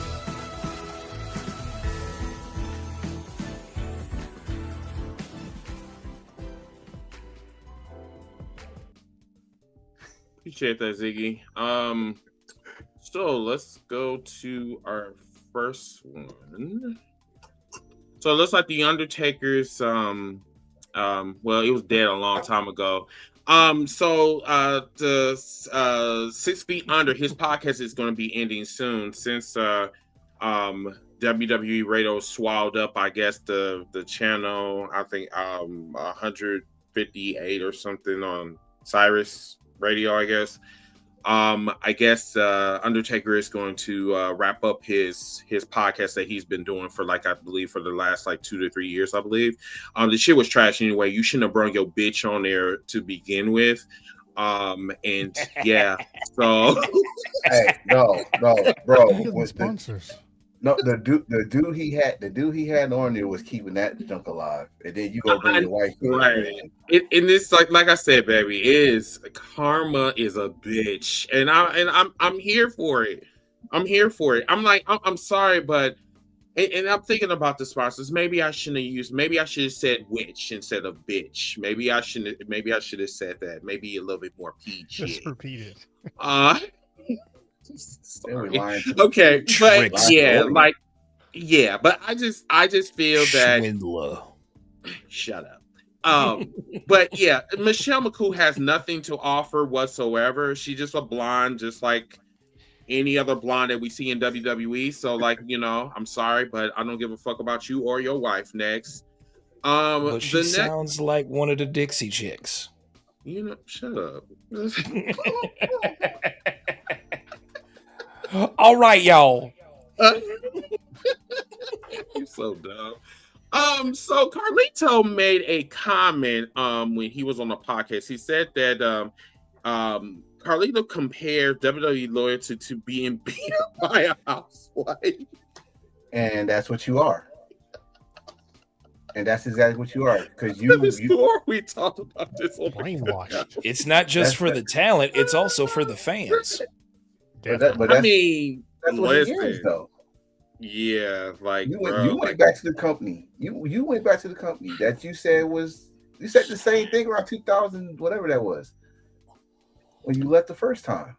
The same shit applied to him too. Because, I'm sorry, like, you went back to the same company that beat the fuck out of you, you got some muscles, but then at the same time, you came back only to not be used. I don't get it.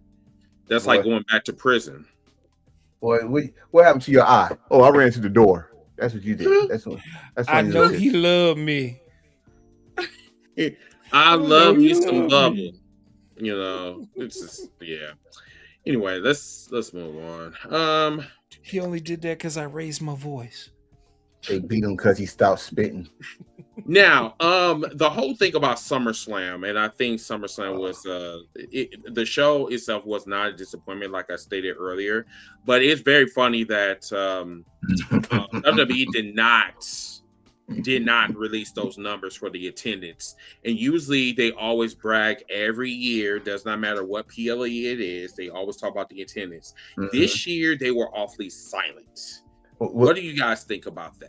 Would you announce that if you already know that your competition, don't act like it's not your competition, because it's your competition, already sold 44,000 seats and you couldn't even get to 35? You're not going to embarrass yourself like that. He's like, all right, you know what? We'll I keep my mean, mouth. but you know what though, Antonio, it's like they're already embarrassed by the counter programming. I mean, they're putting their pussy out for everybody to see. Pause. But Focus. I'm sorry. I'm sorry. It's just like what did Triple H say about WWE back in '97? That you spread your legs like a cheap whore. That's basically what WWE is doing. 1997 on Raw. Yeah, he time dated. I'm listen. One, when you should know now you know now y'all know the strategy. When they don't have those numbers, they're not going to announce it. And plus, this is not a record in that stadium anyway. I think someone already broke that record in a concert. So unless they break the record. Oh, okay, thank you. Okay. So unless they break the record, they go announce it. They didn't even break that record. So they're not going to announce it. They didn't break the record, and they're not going to announce it at their competition, whose show is coming on later this month. Yep. Already sold more tickets than both your shows. I hate today. Yeah. I hate today because I got to defend these jokers again. God. Defend them. Go ahead, defend them. No, wait a minute. We need history. This is very rare of you. So, like, go ahead. Go on the big screen. Yeah. Don't put me on the big screen, bro. No. Why not? Man, because we don't know if we're gonna ever get this again. So we gotta. Yeah. You don't want me to put you on the big screen? Go ahead. We had Captain Saberhole. Right. Go ahead. Yeah. Put you back on here. Yeah. No. What you gotta say? If I'm being perfectly honest, the WWE has never announced the attendance of a show that, number one, didn't sell out, and number two, wasn't some kind of record. Mm-hmm. I've never seen them do that in the history of that company. Why on earth would they or any other company announce the attendance of a show that didn't sell out? Mm-hmm. It's never happened before. Why? Seems okay. I'm sorry. Go ahead. It's okay. It's just it's a weird timing for Meltzer, and I love Meltzer. It's a weird timing for Meltzer to say that. He could have just stuck with the whole half the stadium was empty, and that would have been fine. And also, it had zero to do with AEW. Zero. It's literally just because the show didn't sell out. Why would you say we had 35,000 people there or 28,000 people there instead of the 70,000 that the stadium holds?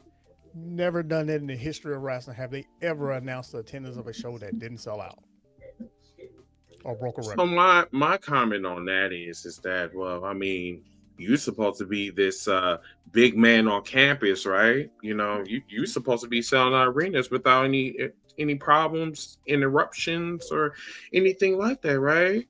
You know, we keep hearing these fans talk about, well, we sold out more than you. We did this, we did that. But what, motherfucker, where were you at on Sunday and Saturday? You were quiet in a fucking church mouse.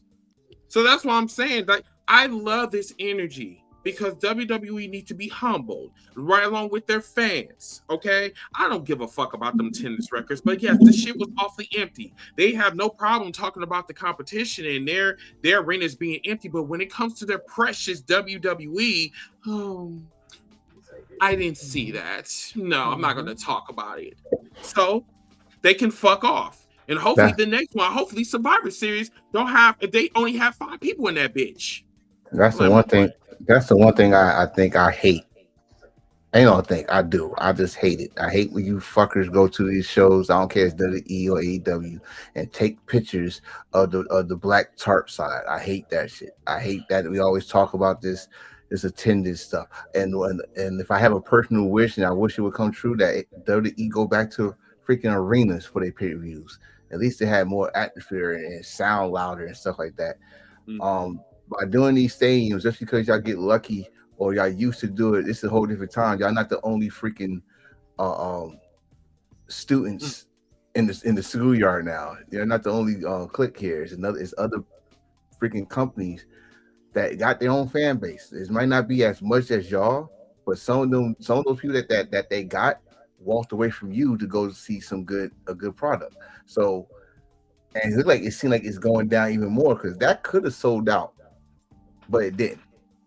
And it's heartbreaking for me as a wrestling fan, as I mean all of us as a lifetime wrestling fan, to be talking about attendance records when we go to these shows to have a good time, to add on to the memory. But we're gonna have some jerk off that's gonna be at the same show taking pictures of the side or whatever, talking about they didn't sell out. Motherfucker, you bought a ticket to have a good time, not to take pictures of the damn tarp. I'm sorry. That's the one thing I hate about this internet age of wrestling, that we all got smartphones and we want to take pictures and at the tickets we paid to go see a show, but you paid to go see that show to tear it down. Make it make sense. We all have smartphones, but we're not smart enough to use them properly. That's why I love my football analogy. With that being said, so can y'all kind of elaborate like what's going on right here? So this story about Corey Graves being quiet as a church mouse when Big Cass. We know why. You know why. No, we know why. I don't know. What is it? He used to smash Carmella hard. Yeah. He gave her that big Cass. Yeah. 7 foot can't teach that. The big Cass. You know what? So y'all remember how he left WWE. One of the reasons also was how he used to hold, like he bruised Carmella. That's one of the reasons. Things. Yeah, he grabbed her arm and left a mark on her and stuff like that. And he came back. This is WWE. Come on now. Because he's white. Okay, got you. Okay, yeah, that's why they didn't bring back Odyssey Jones, even though his allegations were false. That was the conversation. So when Corey, as you know, who is married to Carmella now, he's not going to show excitement. If you go back and watch it, it's a clip. Michael Cole's doing all the talking. Corey is quiet. He's not happy. Carmella went on Instagram. She's not happy. She wondered why they hired him back. And Cass, or wherever your name was before you came back to WWE, we understand you got your life together, but that shit still comes with you. Those allegations still go with you wherever you go. And now you back in the place that mess with your mental. Remember, that was another thing you said. It was mess with your mental. I don't know what's up with y'all that go back to a place that messes with your mental, or almost on the live view and stuff like that. The check must be good. I'll tell you that right now. The check must be good, even though your check is 50%. It goes back to that analogy that Carlito just said. You are treated like a beaten housewife, and that's what these guys basically want to be, a beaten housewife. But I know he loved me. Willis said it best. I think we had Westside Gunn here. Yep. He kind of gave us a clue. Enzo was not with him. And remember, Westside Gunn said, I don't see my champion leaving the company. So 1-1, Enzo not there. He might not be coming back. Yep. And another thing, Big Cass better be happy he's got the complexion for protection. So period. Sure. Black to. But the next article, Johnny Gargano has spent more than 6 months on WWE television lying on boxes. That man is taking pictures at Fanatics on a table like this. Who's that? That's Johnny Sports Entertainment. No, I haven't seen him forever. Yeah. He just lying on boxes, comatose. Yeah. While Ciampa is giving us some probably his best work in a long time, his tag team partner is laying down, planking on tables or containers. Yep. Taking naps. Crazy. I'm not gonna lie to you. I think this is going to be one of the greatest rivalries of 2026, and I'm here for it. I don't know if they're acting. I'm just here for it. If there is hatred in real life, I'm here for it. It is. Okay. If you're a Ring of Honor fan, you know the story. You know the whole story about the T-shirt thing and How CM Punk disrespecting him when he came back, he making a joke. When Kevin Owens went on Twitter after he faced Stone Cold, he put a picture of like I main evented WrestleMania with a T-shirt against your dream opponent.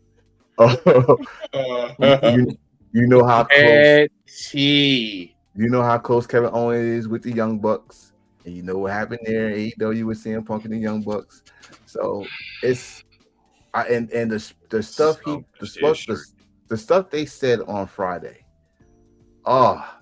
It was this was the first time. So like I asked you earlier, I think this is the first time they faced each other.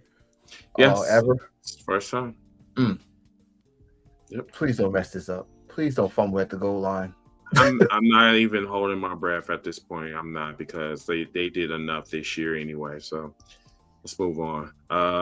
Second one is Zilla Fatu loses the Hog Crown Jewel title as WWE debut.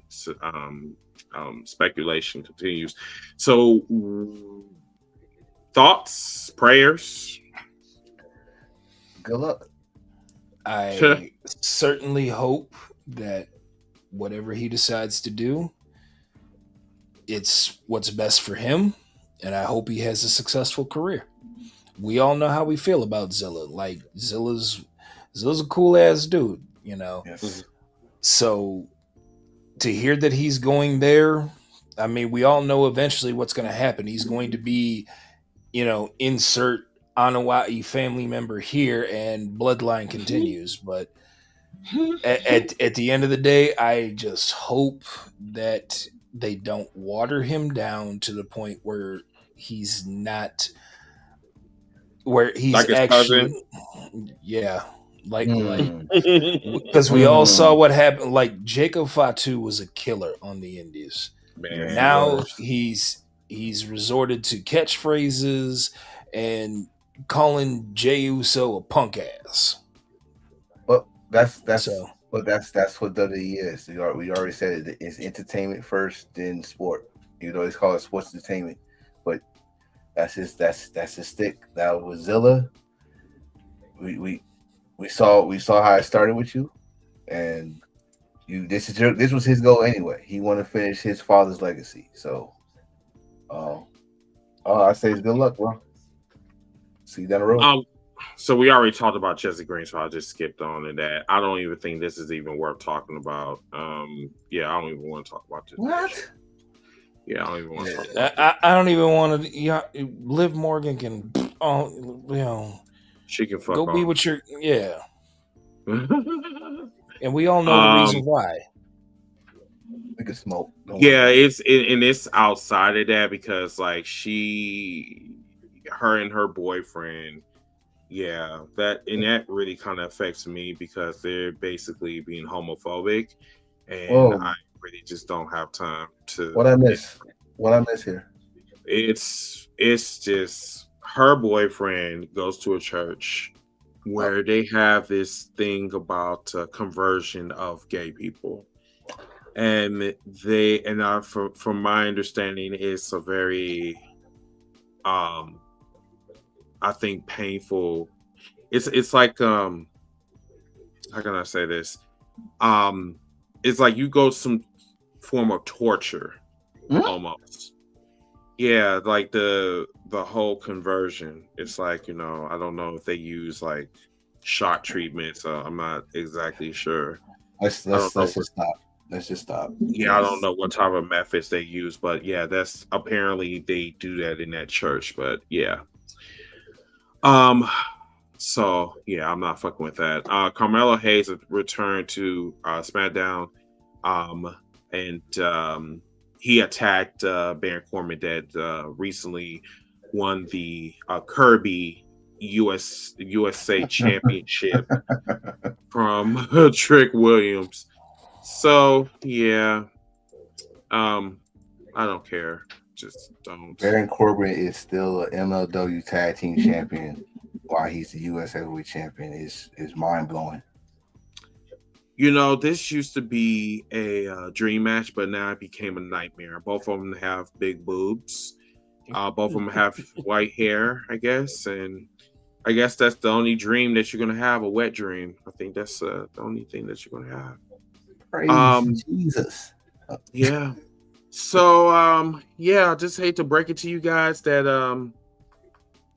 if you've seen the match on Friday, you'll see why I'm not taking this. Why I really don't want to talk about this. I haven't seen this much botching from Jay since her beginning years in AEW. Yeah. That was a lot. Yeah. Cam said that I love what Zilla is doing. I do feel that he still needs more work in the ring. He has the entrance. My skills promo is nice. Fan approval is there. I just hope wherever he goes, he gets more reps. Okay. This is what Glendale said. My boy Dom is putting up Curry stats. Wow, that's funny. That's wild work. Willis said that they are making horror movies out of the conversion stuff. Yeah, I don't even want to talk about that. Crazy Lunatic, I'm hoping Melo wins the belt back. Okay. Just get that furry skin off of it. Yeah, that shit just is retarded. Like dead ass. Like carrying fleas. And now Roman Reigns. Oh yes, this is exactly what I wanted to talk about. So Roman Reigns is pretending that he doesn't have a number one contender, and his bane is actually Opa Femi. But for some reason, they're playing with Mexicans now, and I guess that Mexican is going to be Penta at the end of the tunnel. But this whole situation where you win the King of the Ring and then you decide if you want to play with a white dude's balls in Minnesota. No offense, light skin. Talk about your thing like that. No, because I'm not a white dude that's having his balls played with. No. I ain't say that about your balls being played. I was just talking about your giggity. Giggity. What?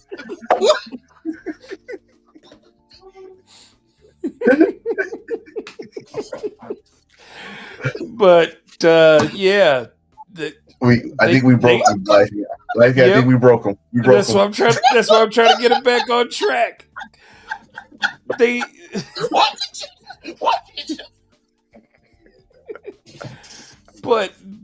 for real fumbled Oba. They did. Plain already? Yes. Yes. Did you do a Gerber baby? Like what was that? I said giggity. That's Quagmire, sir. Anyway, Quagmire. You never really. Did y'all have any comments behind this shit? Because yeah, this is really okay. All right, cool. No, Penta's gonna win. Yeah, Penta's gonna win, and Oba gets left playing with another white dude's balls in Braun Breaker.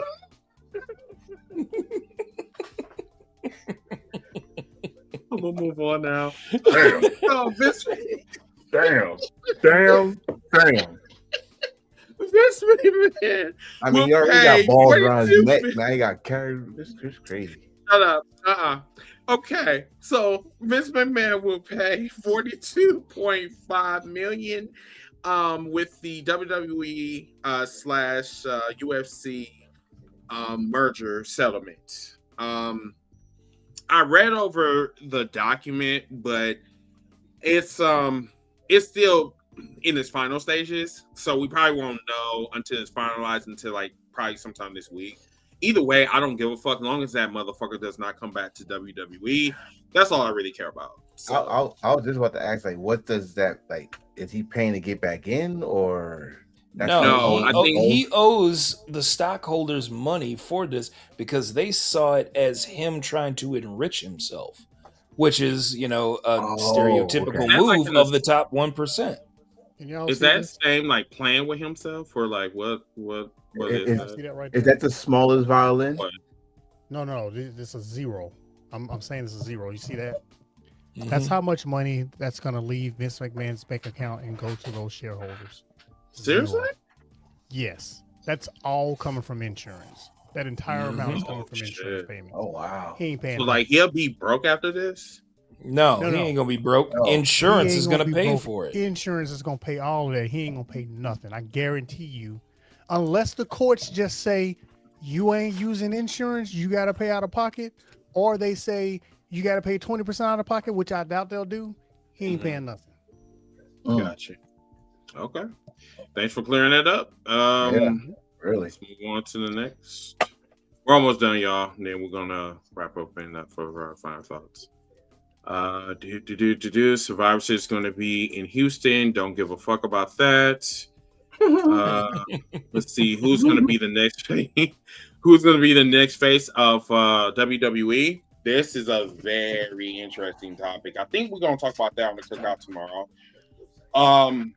But who do you think is going to be the next face? Because it looks like it's Obafemi. It looks like all roads point to Obafemi going to go against Roman Reigns at WrestleMania 43.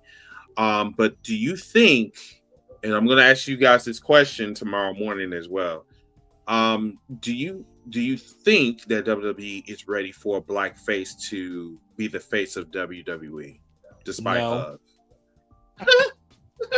No. I'm about to say that's gonna be the shortest. This is gonna be the shortest conversation. I mean, So, hey, this is content, yo. So when it comes to WWE, one thing is for certain: their face is going to have the Christian McCaffrey build, blue eyes, white privilege. Or Samoan, or Samoan, because Samoan got that good hair. Hey, too.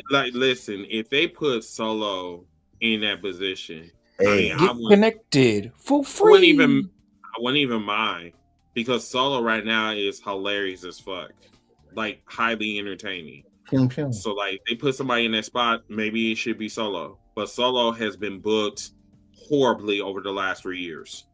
So, and they literally killed this character. I mean, it's you guys, but this is not a Vince McMahon owned company. There will never be a face of the WWE again. Not a single, not one person. That is until they push Austin Theory. The face of the WWE is forever.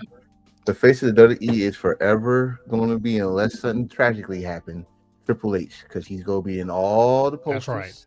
All the commercials, gonna be all up in the videos until they replace him. Yes. So he's basically the Triple Diddy. Yeah. And okay. Yeah. Cool.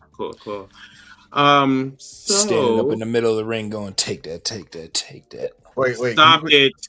Stop it. Take that. Can you put that comment up? Joe said it best. Hold on a second. Let me put it back up. Joe said a black man will be a face in Japan. And already happened. Give me Kevin Knight. Hold on 1 second. Hold on, Chris. Can you solve? Oh my God! This is what? Chris, can you solve work hunger? Because my nigga, I've been starving for 2 days.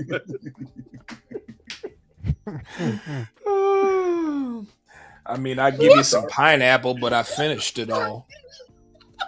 Pineapple tonight.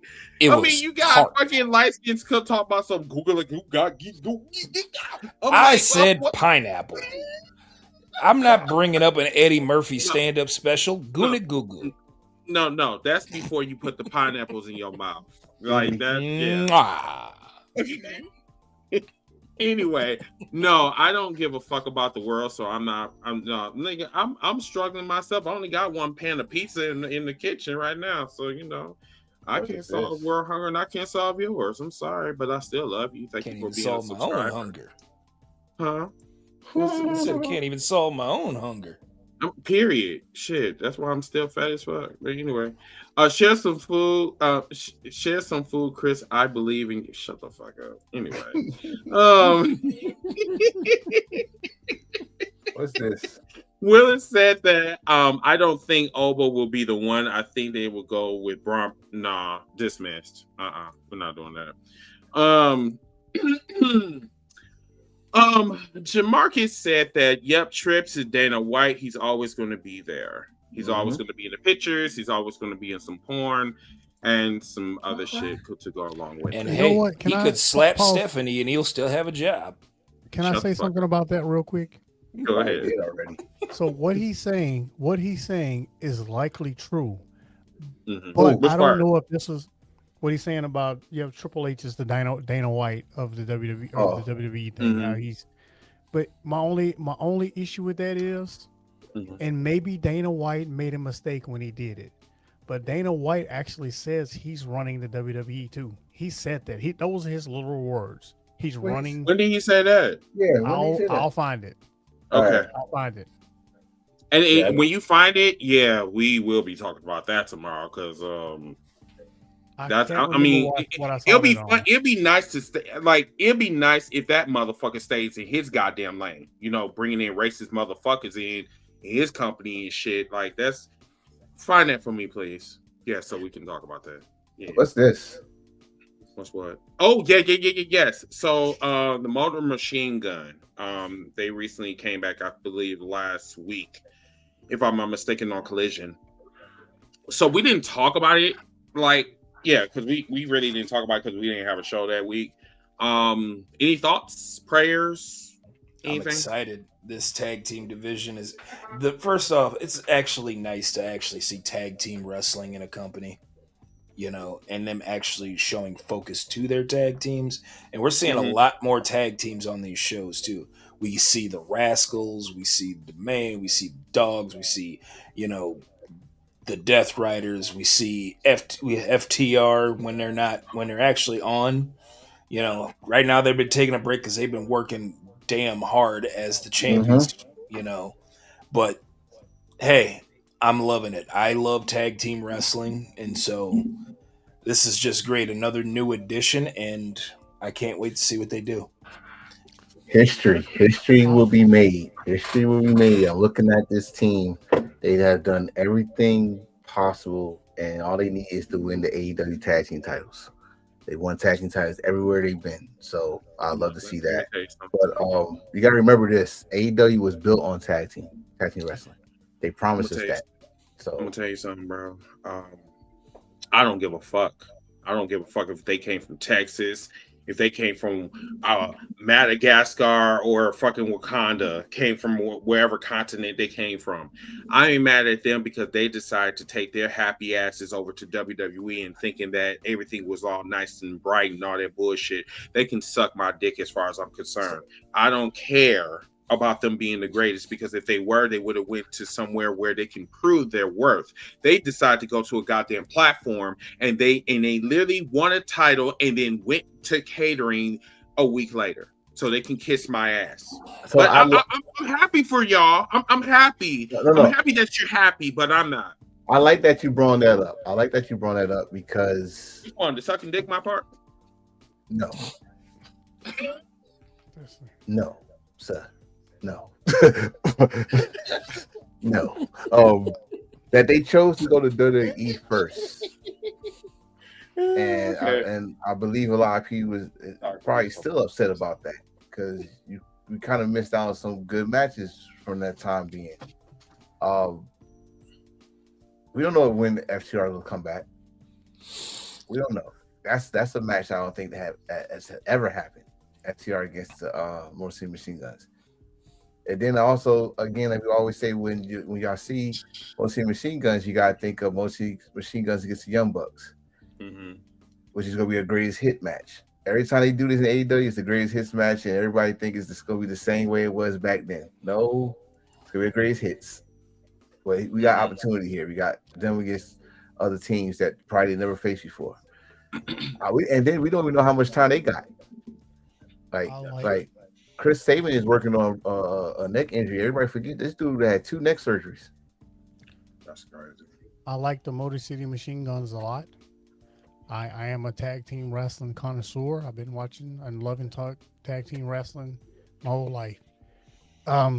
Tag teams, Motor City Machine Gun, all the other tag teams is the very reason why I never wanted trios titles, because I didn't want trio matches to get in the way of tag team matches.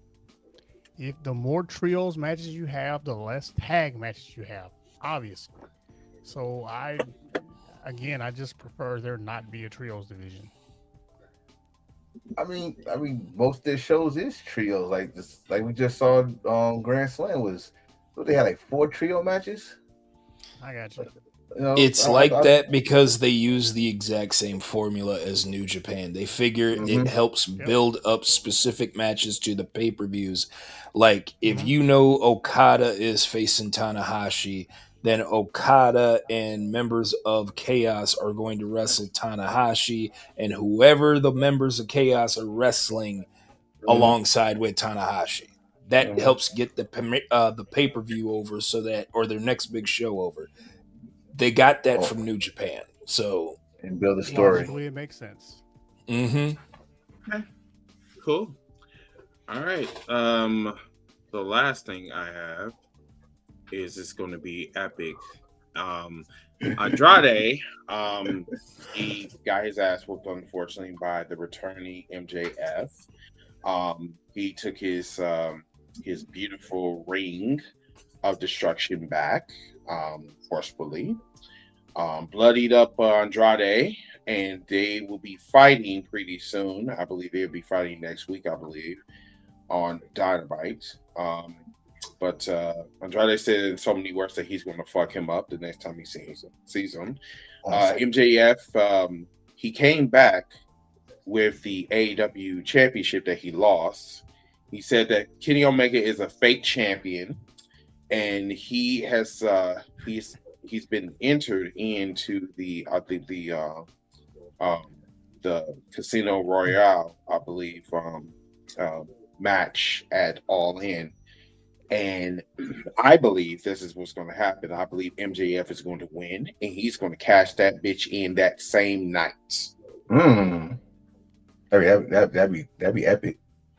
Because remember, they got a week, and I don't think this man is diabolical enough to wait. I think he's going to do it that night because he's going to kill 2 birds with 1 stone. Remind you, he has beef with Will Ospreay. Yeah. How diabolical that you're going to wait until his weakest. He's going to put his all in that match, and that is where Will Ospreay is going to be his weakness or his weakest. He's going to cash in. He's going to beat Will Ospreay, and them two are going to have an epic feud for the rest of the year. Wait. So, hold on. He can't cash it in the same night. You got to give him a week notice. That's so right. That's a week. That's when it starts. So as soon as he win the gauntlet at All In, why not? He's gonna wait till the next week. No, he could do it that night. He can let Tony Khan. Listen, I'm assuming it's probably going to start like that'll probably be the first match that starts, right? Then once he, assuming he wins, he goes back to Tony Khan and say, "Hey, I want to cash in." If Tony do that, if Tony let that happen, then Tony, you're a hypocrite. If that happens, MJF ain't getting out of that stadium alive. Oh yeah. I mean, Shawn Michaels got out of it alive when he was in Montreal in '97. No, you're gonna say that. Shawn Michaels also did that in England too. We beat a British Bulldog. I mean, I'm reading this, and he mentioned Roosh during that promo. Oh yeah. Don't tease me. Don't tease me with a reunion. Please bring him back. Please bring him back. I mean, they were a ruthless combination. I'm not going to even front you. I'm here for it. But then at the same time, like Andrade is on fire right now. He do not need to team up with anybody. I want to see him by himself. I don't need him with anybody else right now. I guess I'm being that selfish, but like that's just. He can lead the faction though. I mean, unless he needs help. If he needs help, I just want Roosh on TV, bro. That's all. I love Roosh. Roosh is my guy. Unless he needs help. Don Callis family. He don't need help. He can do it by himself. He beat like Mark Davis by himself barely, but and Mark Davis. Speaking of people that need to stay on TV, Mark Davis needs to stay on TV. He is like a drug nut. Like that man is just. He needs to stay on TV. That's all. I'm a big fan of his. That man. How he fucked up Will Ospreay. Oh my god! Like I thought he killed him. That That man man said, I power ain't no bombed him in the Marginetti. audience. That man said, I ain't nobody Marginetti. Get out of here with that. But y'all, that concludes our show tonight. So we appreciate each and every one of y'all for staying up with us tonight. Next week, me and Light Skin gonna have our segments, but we're gonna see what the fellas what's on their mind right now. You know, what's their final thoughts? So let's get into our final thoughts. Oh, before we do that, anything else that y'all want to add before we get into the last segment? No. Okay. No. Uh, All right, who want to go first? I'll go. All right. Cool. Yes, I went black and white. But anyway, this was like I said, this past from House of Glory, from last weekend, Ashe Wrestling, New Japan. We just said this has been a great first 8 months of the year for wrestling. And one thing we didn't mention, but I'm going to say it as of right now.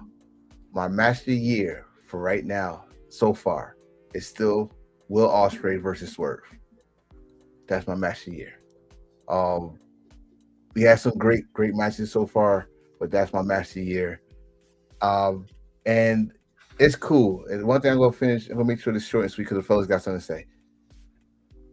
It's cool. It's cool to disagree. It is cool in wrestling. Everybody's not gonna like the same thing. We know this. It's just like life. You don't like the same football teams. You don't like the same basketball teams. You're not gonna like the same wrestling companies or wrestlers.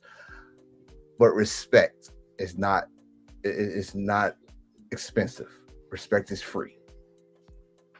You have to pay much. It's free. So, that's all I gotta say. Learn how to read the room. Especially, I give you a little warning shot. Pum pum. When you're in the cookout, learn how to read the room.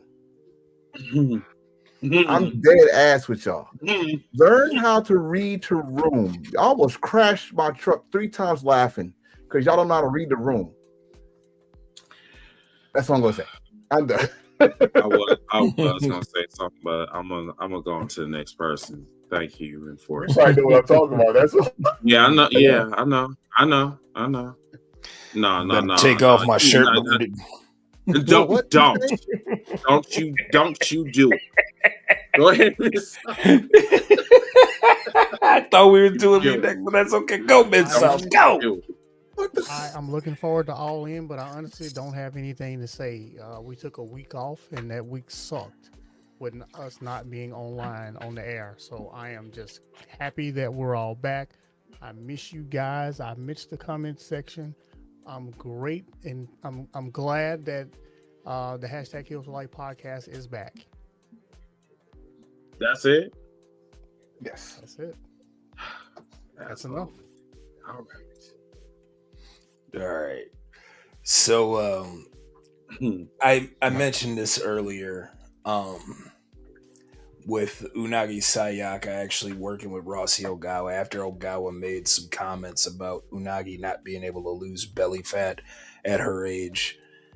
I understand that professional wrestling at the end of the day is a business. And sometimes people change, plans change. Eventually you have to suck up your pride, and if you want to do business with that person, great, go ahead. I'm not going to stop you. But make sure you're doing it for the right reasons. And make sure that you're doing it in a way that you don't lose your dignity or self-respect. At the end of the day, I'm happy for Unagi Sayaka, but I still don't trust the Hat Man. And at the end of the day, I'm like this because there was a certain individual who said that he left the business because there was a place that made him sick. And now he's back there. So, again, I get it. Pro wrestling's a business. But how you choose to conduct your business will affect how I look at you as a human being. With that said, I better take off this shirt so you don't get mad at me like Kevin Owens. Okay. All right, everybody. So, first of all, on behalf of the fellas, thank you so much for getting us to past 1,000 subscribers. Once again, we will be having a celebration show in 2 weeks, pretty much close to All In. So that's going to be an awesome time for you guys, because you worked hard and you definitely stuck with us, and it's been a journey. But we're about to go into a new journey, and saying it's not going to be easy, but we can get it done. Just got a couple of announcements to make. We're bringing back the favorite show. We're bringing back Wrestling Debates and Catering on August 20th. So it's going to be a new time, new date. We're going to be on Thursdays instead of Tuesdays. With my boy, Mr. DJ S. Dot, the Mr. Analysis, and I am the voice. So just letting y'all know that this is going to be a different format. So it's not going to be like how a cookout. What we're going to do is we're going to bring in one caller at a time. So we'll probably have side by side, and then we'll bring up the people like one person at a time. I think the mistake was the last Wrestling Debates and Catering. It was epic. Don't get it twisted. But I want to bring something like more so like a first take type of shit, and bring a different feel to TikTok or whatever. So we're ready to rock and roll. It's going to be fun. New season, new people, new attitude. That's definitely going to be fun. The next thing I have is the cookout. The cookout is going to be tomorrow morning at 9 o'clock Central, 10 o'clock Eastern. We're going to have some of the topics that we was talking about today or this evening. We will be discussing on the cookout tomorrow. And and once again, shout out to you guys. You guys are fucking awesome. My team, I love you guys. You guys have showed that your dedication is like absolutely unbelievable. And also, I do want to put this out here too. Y'all creativity, I love y'all growth. I love y'all creativity. That is what I wanted. I've been seeing the growth, and me and Ziggy are definitely proud of you guys. So definitely keep up the great work. But yeah, until that time, y'all, I will see y'all on the cookout. Y'all have a wonderful and blessed weekend or work week. And we'll see you guys next Sunday.